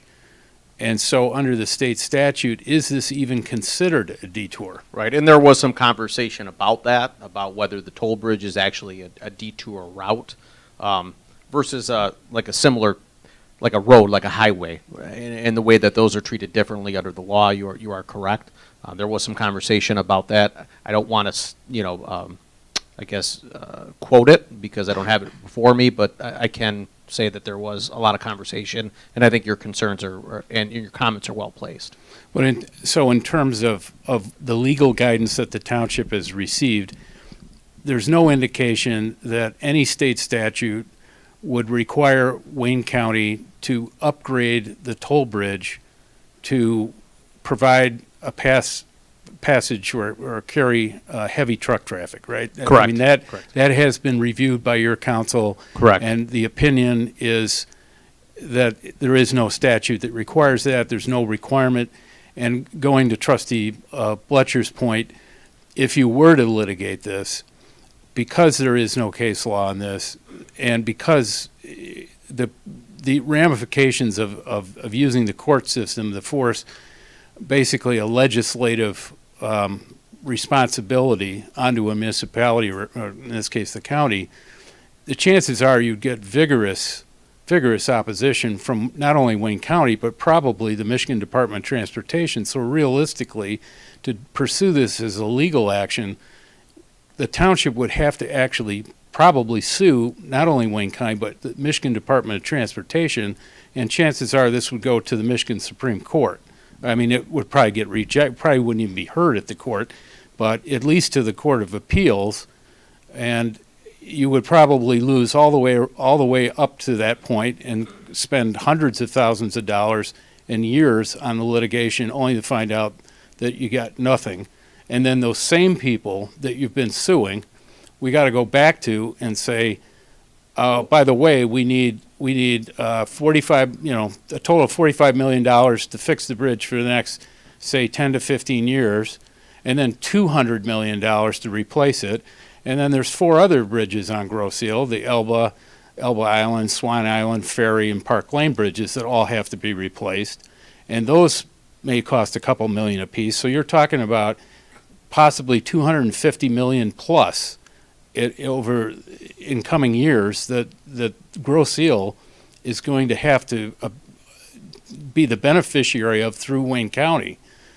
So it seems like suing the same agencies that we're asking for $250 million isn't a real good strategy for getting that kind of funding. I mean, would that be a fair assessment? I think it's a fair assessment. I think to summarize it, I think the township would prefer to put forth solutions that we know will have success. Okay. Versus, incurring costly litigation with no guarantee that it will generate the type of results that would benefit anybody. Okay, another question that has come up on in social media commentary, the NDA. Okay, obviously, I think you've made it abundantly clear that it wasn't the township's idea to have an NDA. This was the bridge company's request, and in doing so, it was to facilitate the release to the township of confidential information that otherwise wouldn't be available to the township to evaluate the proposition, right? That's an accurate statement, yes. Okay. Now, in the course of the due diligence that you've done, you had an engineering company, Hardesty in Hanover, which I'm told and understand to be one of the leading bridge engineering companies in the country, do a comprehensive evaluation of all available information about the condition of the toll bridge. Correct? Is that? I would even go farther to say not only did they review any information that was available, but they did in-depth inspections over a course of 2 weeks, I think, both underwater inspections, above water inspections, electrical inspections, mechanical inspections. I mean, they went through that thing from top to bottom. So that and then some. It was not a matter of them reviewing reports or anything like that, which they did, anything that was available. But it was them hands-on, going over every inch of that bridge.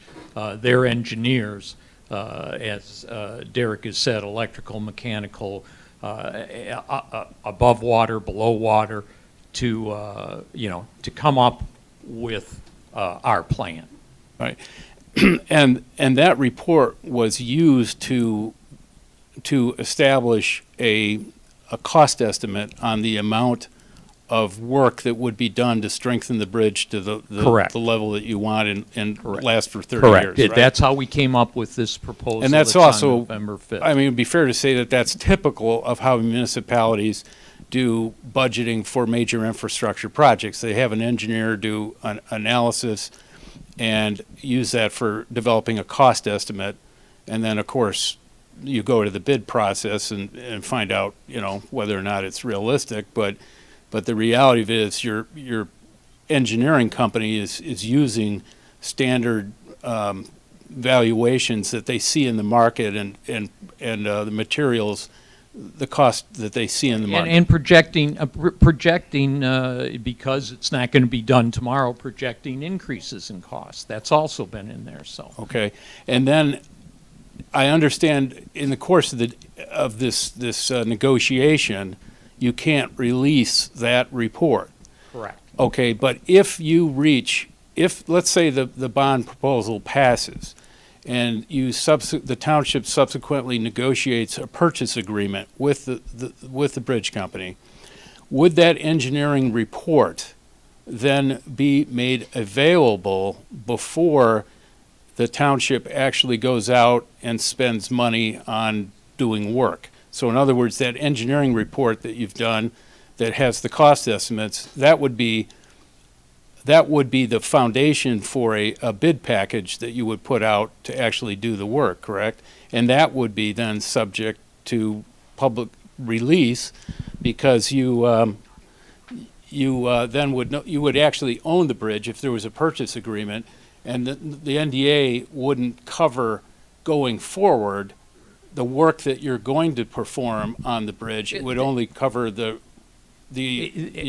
we were looking at to purchase the bridge. Once we purchase the bridge, then it'll become like every other asset that we have, where everything that's done is done publicly. And would it be would the board, and I know this is going to be the decision of a future board, but would the current board recommend that perhaps there be a public meeting to talk about the work that would be done on the toll bridge if the bond proposal passed, before you actually put out bid packages to describe to the community the work that you're going to do?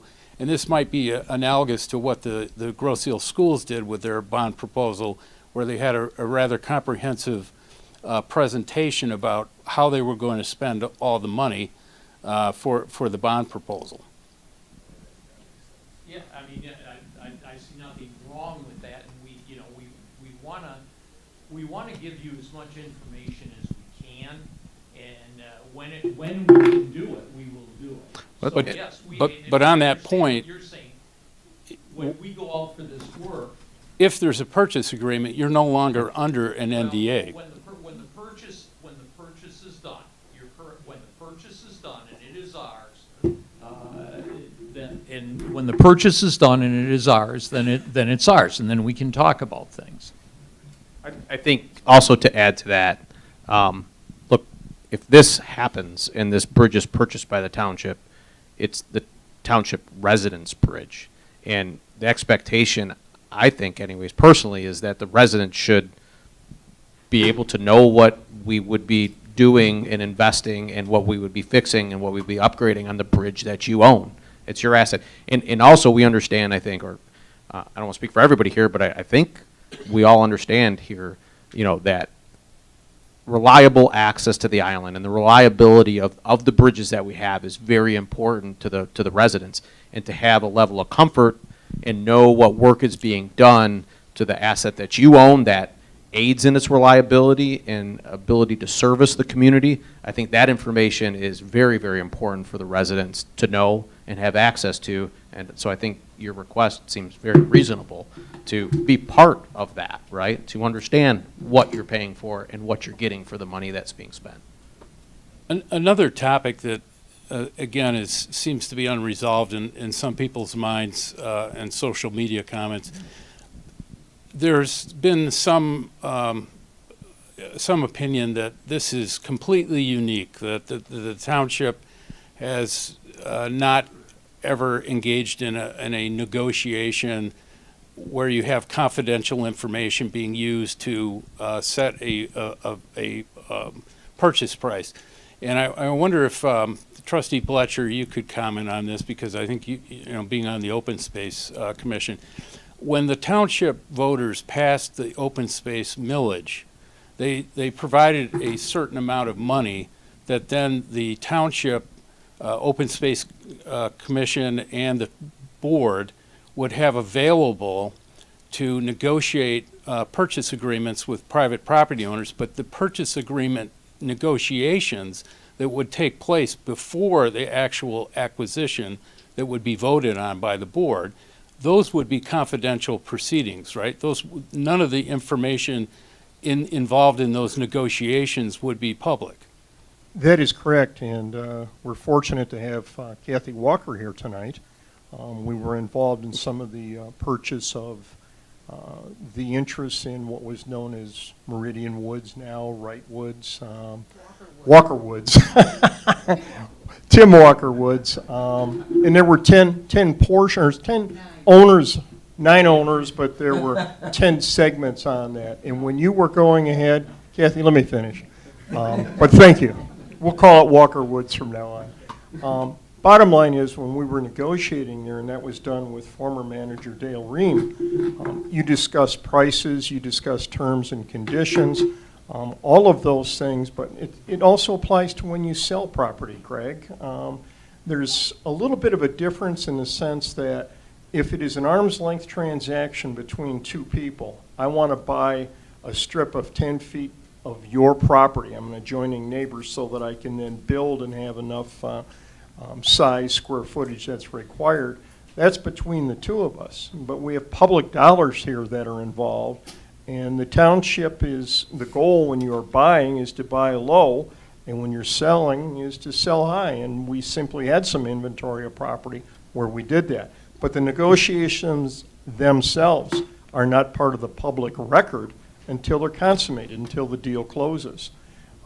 We sold several people, or several parcels that were, and still have some for sale, that people can come in and bid on and look at. And so far, Mr. Market hasn't told us that we're at the right level with that, and there's no need to sell it at a fire sale. So when you look at the negotiations for something like a business, and put aside the whole idea that this is a bridge or a method of transportation, at the end of the day, we're buying an asset. And the company that is involved in selling that asset has made it clear, and I think as Ms. Bartlett said earlier, it's common, not just common business practice, but probably malpractice if an attorney doesn't do that.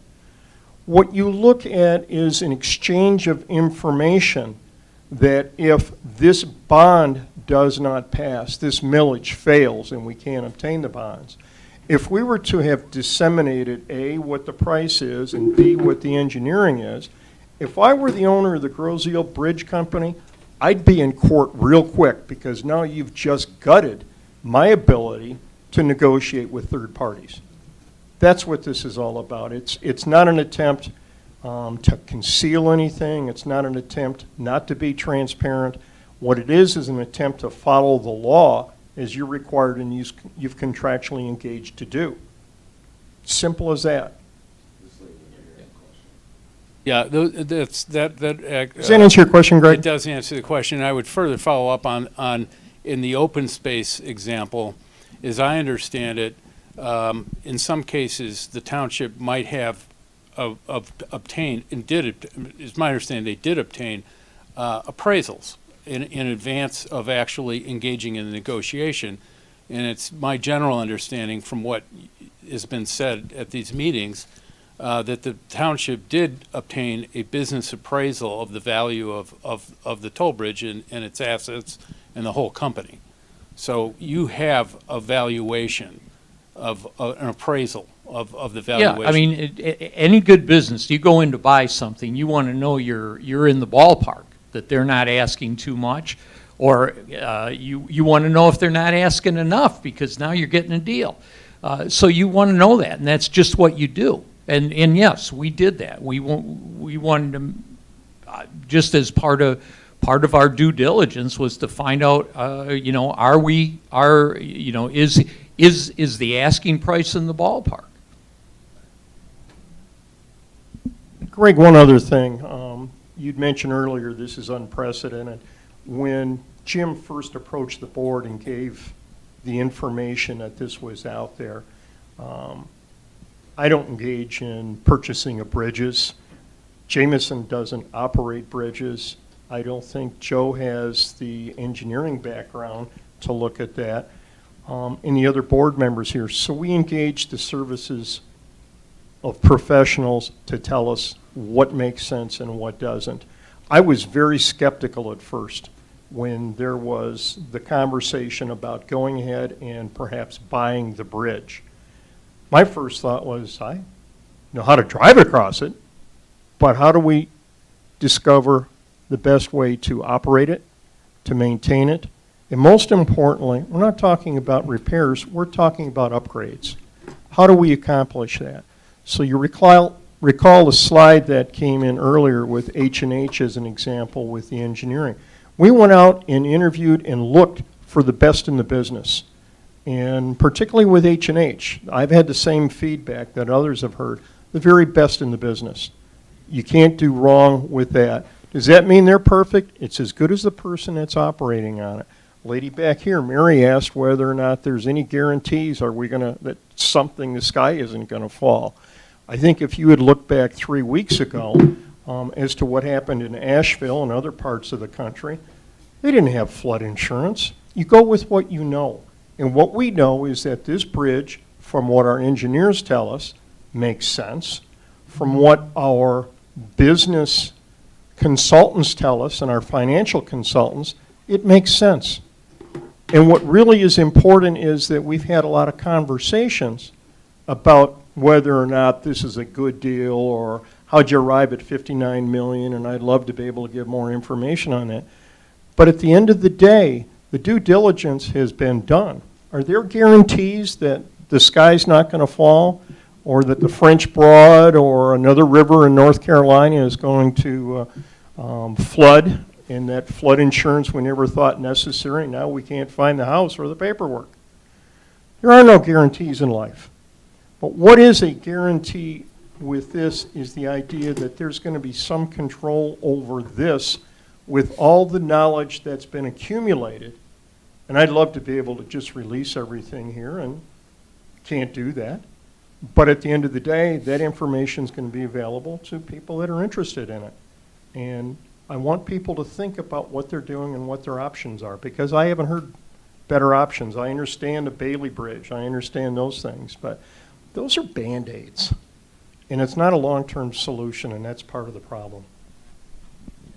Finally, just a comment on the closure of the Parkway Bridge in March. The closure of the Parkway Bridge in March.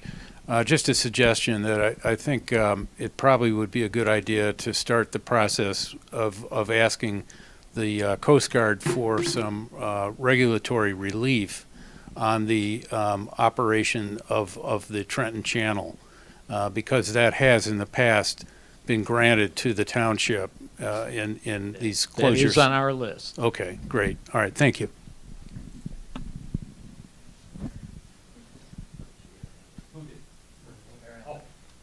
Yes. Yeah. It's a big room. Hi, Mary Ellen Bresnahan, Bellevue.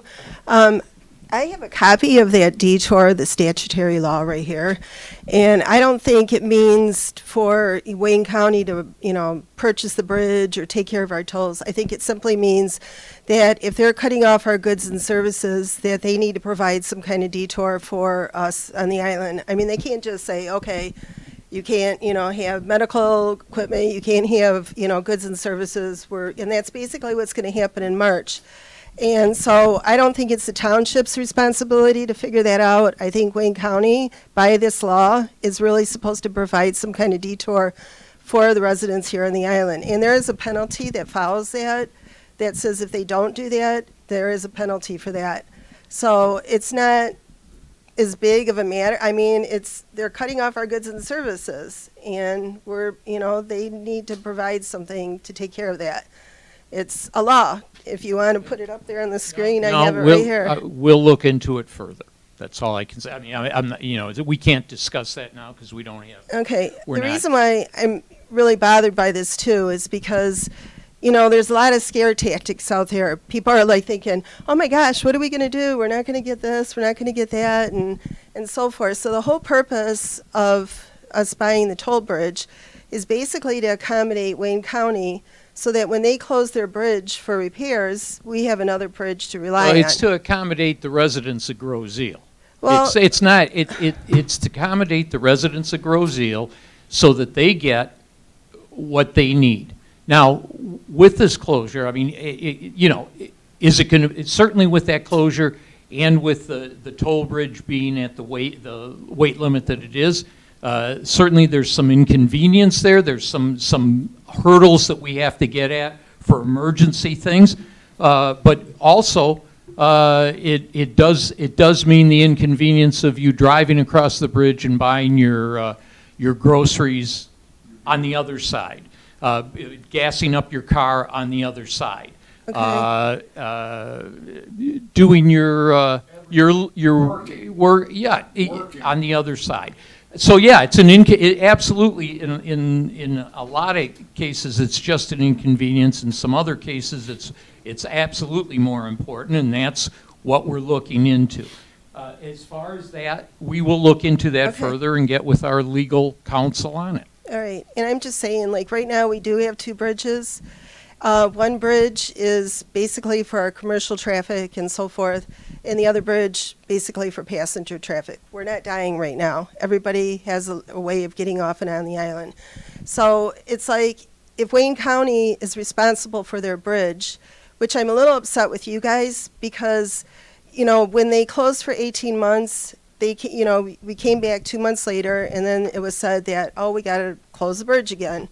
And speaking of that, we've never had 30 years. Darren Camilleri, said we have 15 to 30 years now on this bridge. I know you guys had to wait a while for this repairs, but now we have 15 to 30 years. 2 months later, we were told that the bridge was going to be closed again. And so I myself was concerned about the safety of the island, and you guys know, and I sent in letters asking what's going on with the bridge, and can we have updates about what's going on? And I know, Mr. Bundy, you said you called Wayne County, but you weren't getting answers from them. And you said you couldn't give us updates because you didn't have any updates. But, I feel like if I'm sitting on the township board and the safety of the community is at stake, that I'm going to do a little bit more than a phone call. I'm going to try to go down there. I'm going to try to, And- do some other things. I understand what you're saying. I understand what you're saying, and you look at what can you do. I can go down there and sit down there in the Wayne County offices all day, and they don't have to talk to me. They don't have to see me. And so you do, as I think we gave the example before, Greg was talking about, yeah, you can take these people to court, you can sue them, you can do this, you can do that. When it comes around, you're still going to have to work with them down the road. And we have 2 bridges. Wayne County, the state, the federal government doesn't owe us a second bridge. They don't. That's the fact of the matter. They don't owe us another bridge. I'm not saying that they owe us another bridge. I'm saying that they have the responsibility to take care of their bridge. And if they took care of their bridge, we wouldn't have legally this they problem. are doing what they're supposed to do. Okay. Well, So- something that's puzzling me too is that Mr. Smoke came to you guys. You didn't go to Mr. Smoke. He was retiring and he came to you and said, I'd like to offer the bridge to you guys first. So you went on, you had a non-disclosure agreement, and that was even asked about, what's going on? Well, we can't really say anything because we can't tell you anything. So that went on, but I know, Kyle, you said several times, I know one thing for sure, we're not going to have any millage increases or anything like that. And so all of a sudden, whammo, it's like, okay, everybody, we got to do this, and now there's all these scare tactics and everything out there. I'm just going to say, in life, things change. And, I understand. and when we started out and started looking at this, we were going down not thinking we would need a millage.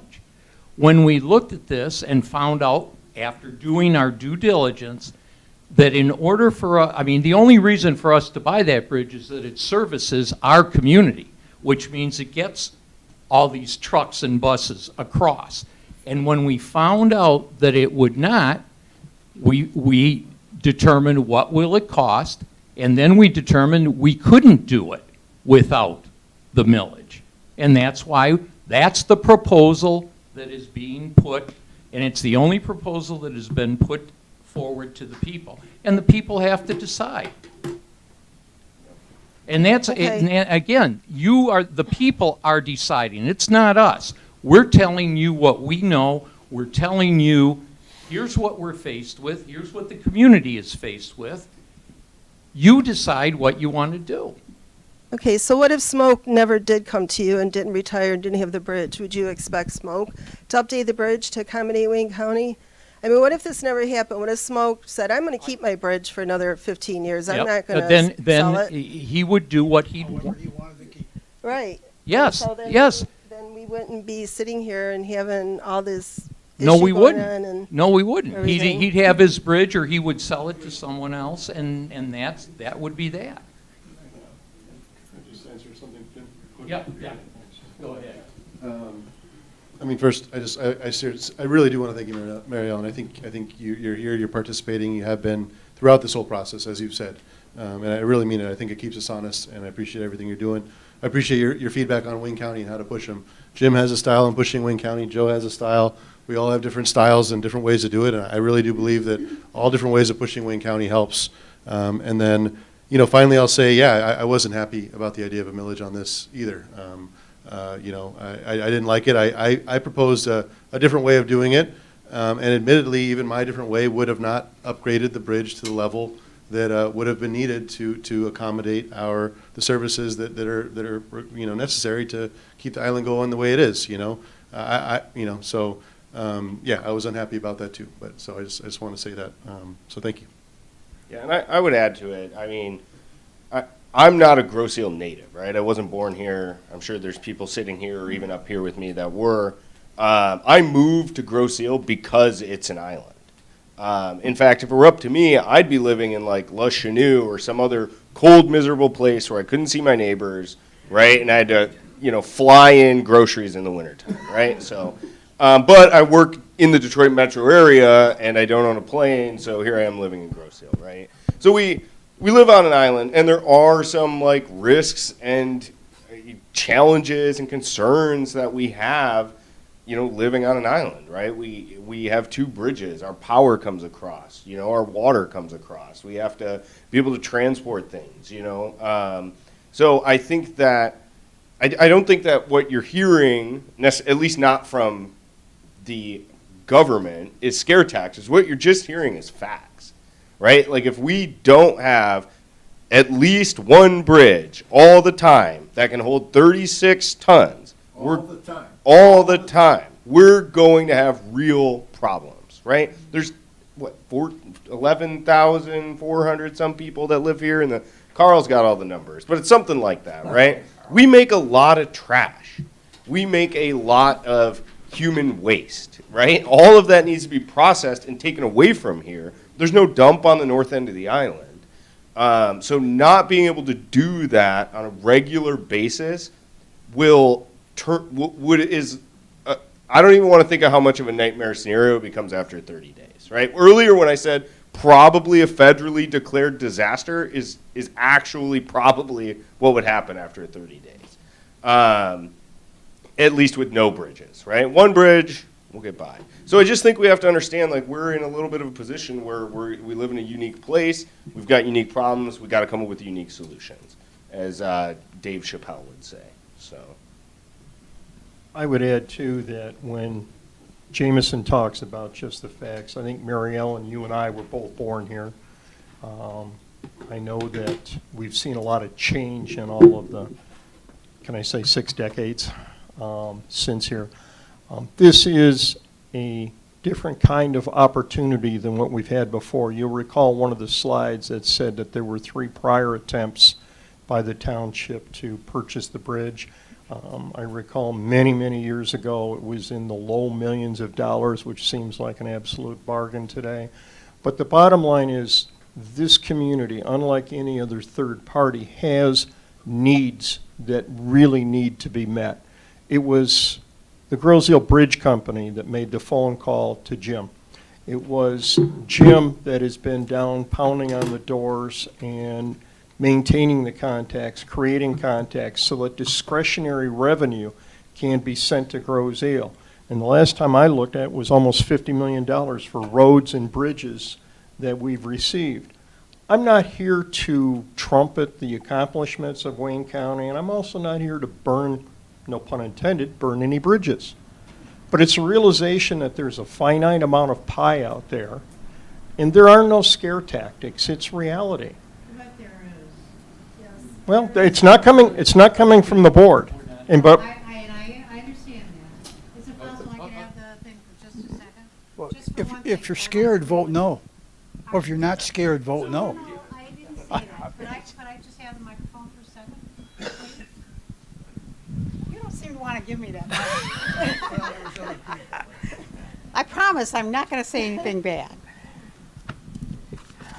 First off, what you've got in the paper here is that, and I'm not going to read it because it'll take more time, and I know everybody wants to probably get going soon, but you say it's going to be sold to a third person, a third-party person. It'll be sold to a private owner.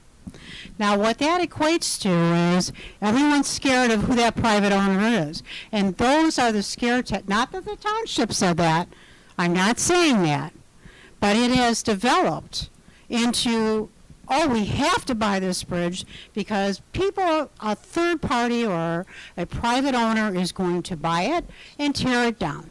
And that's what you see, or that's what you hear people say, we have to. We have no other choice. And I understand that we are going to be restricted. But yes, there are scare tactics out there, and it came directly from that statement that the township put out, because we don't know that a private person's going to buy that bridge. It could be a corporate. It could be somebody here on the island. Mary, let me say this. But what I want to say is that's where the scare tactics came from. They came from it's going to be sold to a private owner. It may not sell at all. But at any rate, that's what I want to say. Well, when we said a private owner, we meant either a corporation, an individual, not another community. Another government entity is not going to buy it. That's what we meant by, it's going to be a. That's where it stems from. Well, and again. And social media, unfortunately, is a big thing. And yeah. And when you start to read some of that, it gets blown up. Well, and everybody reads it, and everybody reads it different, and everybody, their mind works different than the other person, and however they read it, that's what they come up with. Bill. Thank you, Mary. Thank you, Jim. I can't hear myself. Can you hear me in this? Bill, I can't. I never can. Is this coming through? Is it? Yeah. Not like this. Okay. Is it on? There's a wide variety of viewpoints here. And just to illustrate what I'm trying to say, I remember having a conversation with Brian Loftus one time. And I like to drink coffee, right? Well, it just happens that we're talking about a variety of viewpoints, and I'm looking at his coffee mug, and the handle looks, as he looks at it, like it's on the left, and as I look at it, it's on the right. We're both correct. It depends on the point of view. So in a way, that comparison is what goes on here. Some of us have decisions or thoughts that are better informed than others, but at the same time, we have a group of thoughts that give us concern, and we choose to be frightened or we choose to be angry. I was really angry and frightened at first when we had all these big decisions and no time. But the fact of the matter is, if we could go back to that picture of all those different trucks, that issue sits there no matter whether we're happy, whether we're angry, whether Wayne County did a good job of taking care of the bridges or didn't. It is a fact that there's a guy named Paul Ajegba. He used to run when I read the article, he was running the Department of Transportation here in Michigan. I think he still is. He's brilliant. But he basically said the reason you get these kinds of repair jobs the way they are is because we can't afford to do it right. We haven't got enough money. Well, that's the kind of circumstance it is with the bridges. Paul, they can try it at Wayne County to give their word to us. And if suddenly there's an emergency and they have to take some money and what we wanted to do becomes impossible. Now that circumstance exists no matter who owns the toll bridge. Who do you want making decisions on your own behalf? Somebody else when you don't know what's going on in face of this? No, and not least in my opinion. You need to be able to get some input. Now, there is one other thing I think that we have to do that we haven't considered. There is responsibility at national levels and at state levels to look out for these bridges also, or not the toll bridge, but the other bridge. And if we can't get enough inertia to get enough inertia moving to take care of this bridge, the Parkway Bridge, we should maybe develop a better understanding of how to work with state and national legislators to get some influence there, because we're going to have the money. We have a ticking clock as it is, and even with our immediate repairs to the toll bridge, our $45 million to the Parkway Bridge, there's still that need to have that other path going over the next 10 or 20 years to get a better bridge. So we have a lot of thinking, and there's a lot of uncertainty in all of that. And those comments I'm making about those bridges are real, whether any of us here, whether the township owns the bridge or not. But we have a lot more going for us when we do. Access to applying for grants is one of them. If we have to pay tolls to the toll bridge, at least if we own it, we're giving the money to ourselves. There's things here that are important to consider in it. I'm not necessarily asking everybody here to like this. I'm saying let's understand what it is and deal with it. We've all had some kind of a circumstance like that in our life prior to this day. And I think that's where we stand or should stand on it. Thank you, Bill. Any other? Yeah, Vic? Yeah, those are good comments. I would add to this. I think there's a concept we need to consider, and that is the toll bridge, a reliable toll bridge, as sort of a insurance policy for all citizens of Grosse Ile. All of us who care about our families, care about this community functioning and going places together. Okay, if we don't have a backup bridge and something happens, and like we said from history, we know things happen, right? No guarantees in this life. Bridges have been taken down before, they will again. But if we have a backup and we have people working together, we've got a shot at getting through, right, as a community, and not having a disaster, magnified by a lack of forethought about this, a lack of listening, okay? Not scare tactics, but listening to each other and looking at the logic of the situation. By the way, if we go ahead and, if the proposal passes and you decide that the purchase makes sense after the passage of the proposal, I would think that not only are we opening the door to grants and so forth, possible grants once the township owns it, that perhaps the perspective of other governments would perhaps change a bit if it's a public entity. Okay, it's no longer a private thing. It's in the realm of the public as a whole here on Grosse Ile. That's a little bit different, I think, and it might lead to some good things for all of us. That's what I had to say. Thanks, Vic.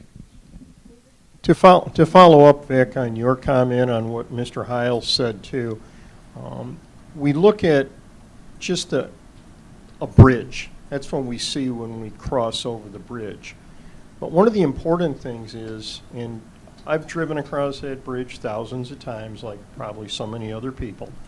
But if you look at the bridge as something that the community needs to have upgrades to, when I drive across there, I seldom see commercial vehicles. My guess is somewhere between 90 and 95% of the vehicles there are all private vehicles. So if you're going to be taking the garbage trucks or the fuel trucks or any of the 6 types of trucks and buses that were in that photo, what is the incentive for someone else to do the upgrades so we can get back up to 36 tons? You would spend, in my guesstimate, and it's not based on any information there, but to take a bridge from 7.5 tons to going up to the 36 tons requires substantial upgrades. Kathy, you've been in business for a long time. Greg, you've done this. A lot of people in this room understand return on investment. You can spend, I'm just going to throw a number out there. Let's say we spend $10 million for upgrades. How do you recoup that? 5% or 10% of your traffic is going to be paying a higher toll? There's nobody out there that's got more than 5 minutes of breath on this side of the birth canal that you're looking at and saying, well, that makes good sense.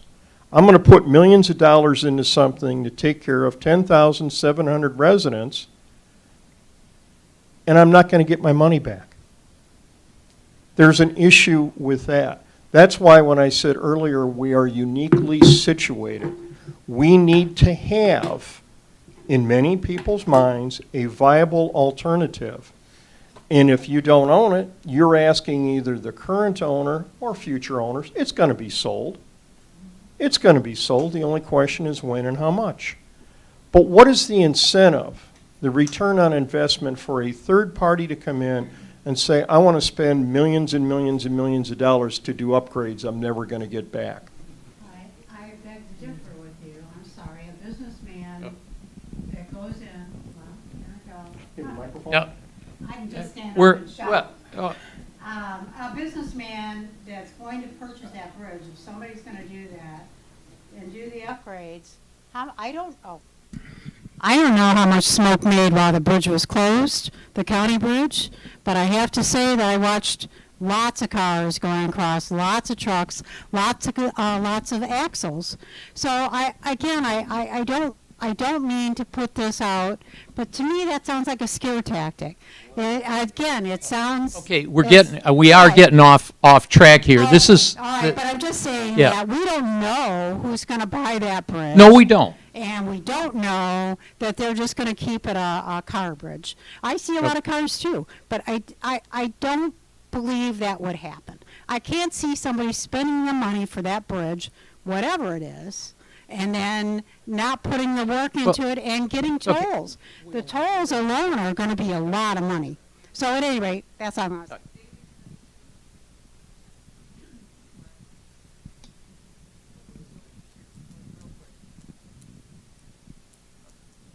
What, I don't know if a lot of people know that Harson's Island has no bridge, but they have a ferry.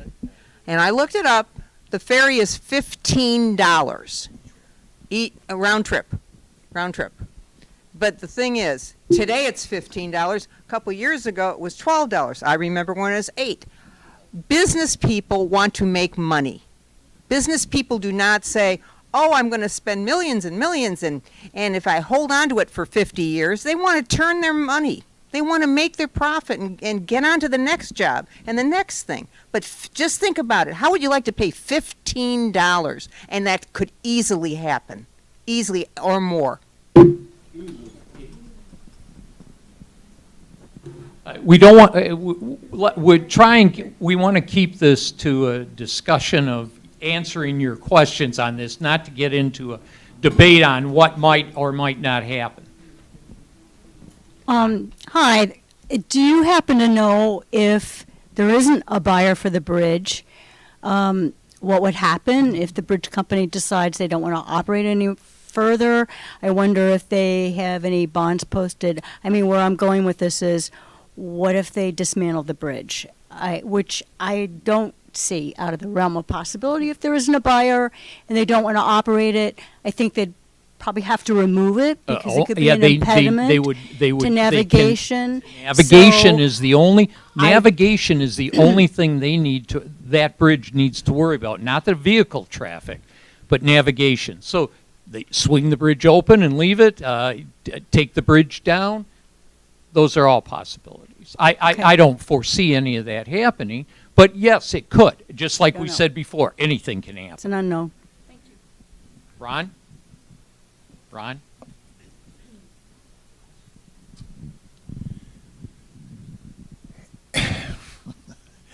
This should be a very common sense decision, okay? I got 3 cars, I got 2 drivers, and I have an extra car just in case one breaks down, okay? Costs me a little extra money, I sleep at night.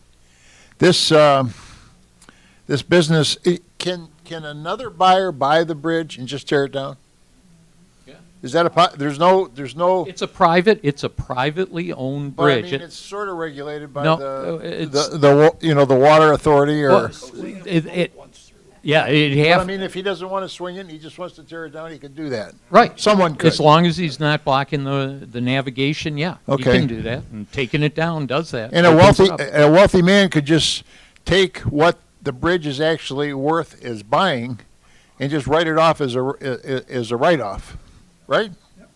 If you're a gazillionaire, and they could just, for whatever reason, buy the bridge, tear it down, and we have no recourse. We have no recourse. It's common sense that we need to take care of ourselves. We need to sort of steer the boat rather than, let a 3-year-old steer it. And this is our guarantee. And I don't think it's, I'm not saying when I walked in there at first, a month ago, that I wanted to see both sides. I think this is a common sense thing that if both bridges were down, nobody's going to get to work. Nobody's going to be able to pay their mortgages. Nobody's going to be able to eat. Nobody's going to, if they got to go to the hospital, they're not going to be saved.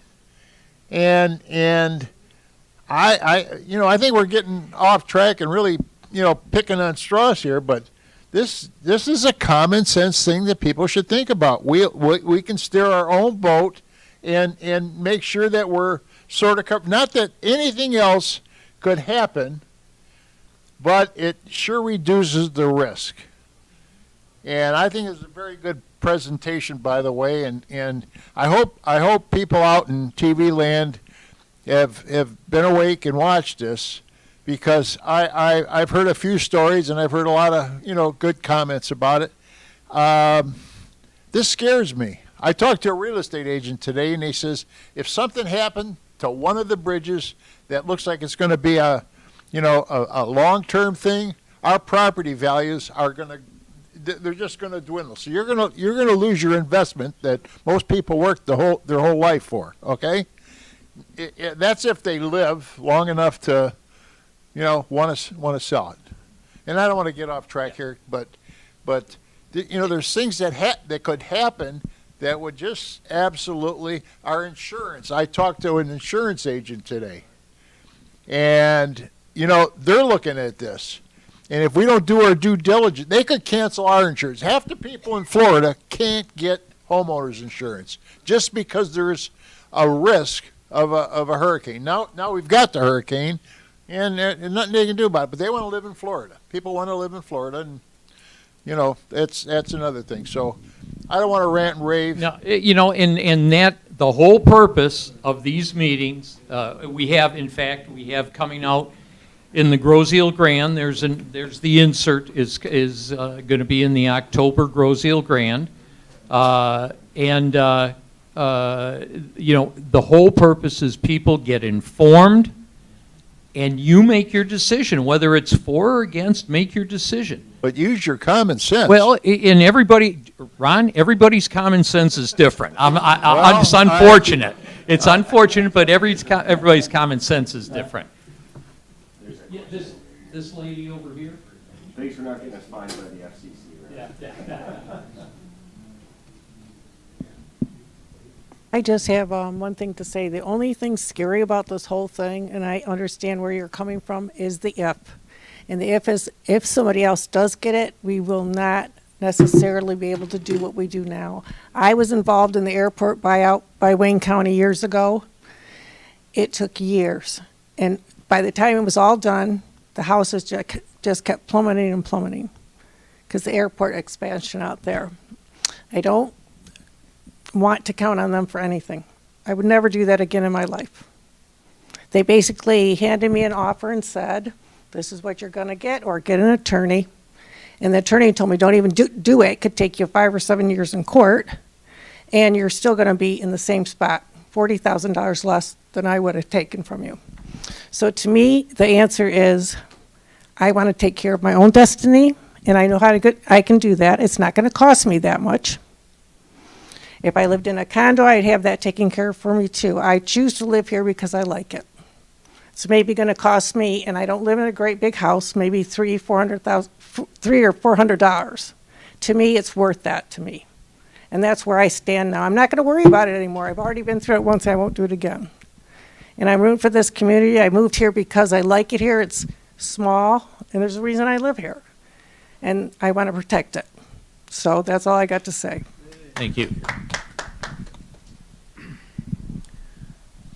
I just want to go back to a question earlier that I had asked Derek, Mr. Thiel had responded to. I asked the question about the state statutes, specifically the ones that pertain to detours, and the responsibility of municipalities, or in this case a county, to provide a adequate, or some wording of one statute talks about suitable detour. And what I heard Mr. Thiel say is that the township attorney has given the township legal guidance on this, that there is no requirement for the county to upgrade the toll bridge to accommodate heavy truck traffic, correct? Correct, yeah, there's Okay. no requirement All for right, them to invest in the toll bridge, no. When Supervisor Budney was responding to a question earlier, and you talked about getting legal counsel to take a look at this, the township already has a legal opinion on this issue, correct? We will look at it again, is what I was telling the young lady. Okay, but that's all. You can look at it again, but is there any reason to believe that the township attorney or any other legal counsel that you may have access to is going to change their opinion from what has been provided to you previously? No, I believe in our counsel. I believe that they've given us, good counsel. But that's not going to stop us from looking at it again and Sure. making sure about it. Yeah, That's all. And that's wonderful. I think you should take a look at it again, but can you put out a statement at some point that addresses this specific issue? Because I know that this is something that is on the minds of many people in the community that are raising this question of why is it that the township is taking on this responsibility instead of the county? Actually, is a different question than. Well, the point being, if there was, whether it's a detour or for any other reason, a requirement under state law that the county upgrade the toll bridge to I provide think- heavy trucks. And what I'm hearing is that there is no requirement in state statute. Your attorney's done the due diligence. I think what you can do to answer your concern or to address your question, on the township website, there is the presentation that was given at the last meeting. That presentation in text has the answers to the questions that you've posed. It has the legal opinion in that presentation. If you're looking for something formal, go to our website, look at the presentation from our September meeting. It has that question and it has that answer in it. So hopefully that would satisfy what your request is. And you're also dealing, don't forget, you're dealing right now, you're dealing with a privately owned bridge. The state's not going to come in and tell a private person their bridge, their asset, and what they can do with it, and because that's just going towards anarchy. Well, the other thing worth noting is, what that wouldn't be part of the requirements of the county because you're asking for redundancy that is completely, unrealistic. For example, the Mackinac Bridge doesn't have a second span over to the UP. If the Mackinac Bridge were to go down, would you have a detour, a second bridge that you could use? No, there's not a requirement for that. It just becomes unavailable or drive your boat across it. It's not too dissimilar to what we have. The county does not have a requirement to build or to maintain a secondary span across a river, no different than the Mackinac Bridge has that requirement. Getting to following up on Trustee Bletcher's comments about return on investment. Doesn't the township have a license plate reader that is at the on Bridge Road? Does it? Okay, and that license plate reader could calculate passenger vehicles versus trucks, is my understanding. That you actually have vehicle registration information that's tied to that. So that data exists. Well, the data also exists in the bridge company's financials, right? Okay, right, and we know and we understand that can't be shared. But the reality of it is, there's anybody that drives over the toll bridge regularly, as I do, anecdotally knows that 95 or more % of the traffic that I see and anybody sees on that bridge when the Parkway Bridge is open, it's passenger vehicles, right? I mean, that's what we all see on that bridge. Now, the township actually has hard data on that. You know how many vehicles go over that bridge because you got a license plate reader there. You have absolute certainty how many vehicles are crossing, and you also can calculate the percentage of those vehicles that are trucks or heavy trucks versus passenger vehicles. And what I think Trustee Bletcher was pointing out is, without getting into details that that would be covered by the non-disclosure agreement, it's pretty obvious that anybody that's in the private sector that would buy this bridge would look to maximize their profit, and there's absolutely zero incentive for them to upgrade that bridge for a small fraction of vehicles that might be coming over that would be considered heavy trucks. Okay, so we all know that. I mean, we don't have to look at the confidential information that you have. It's obvious that is a fact. So, anyways, that's all I have to say. Thank you.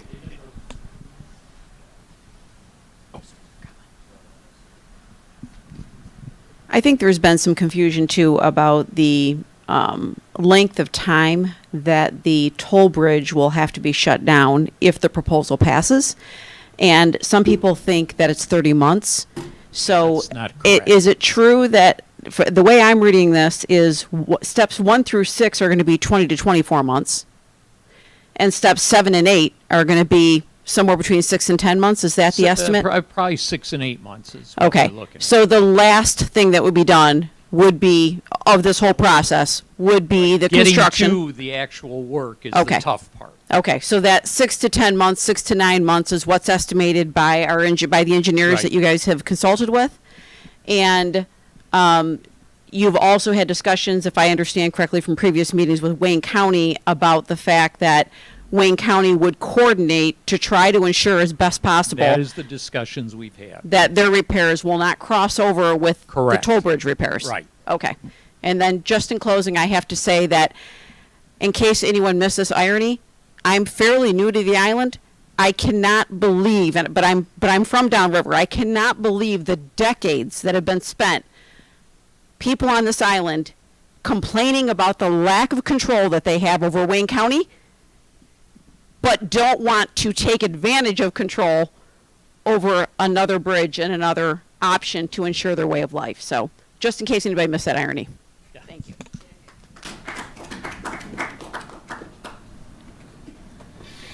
Last one, Scott. Yeah, I promise I won't okay. Are you going to remember what you want to say? Yeah.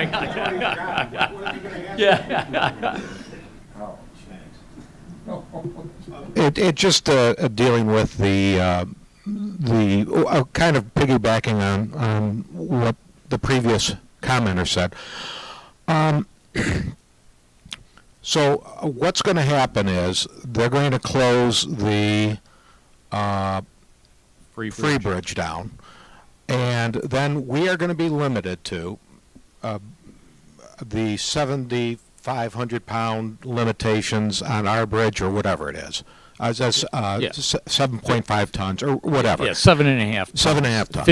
15,000. Okay.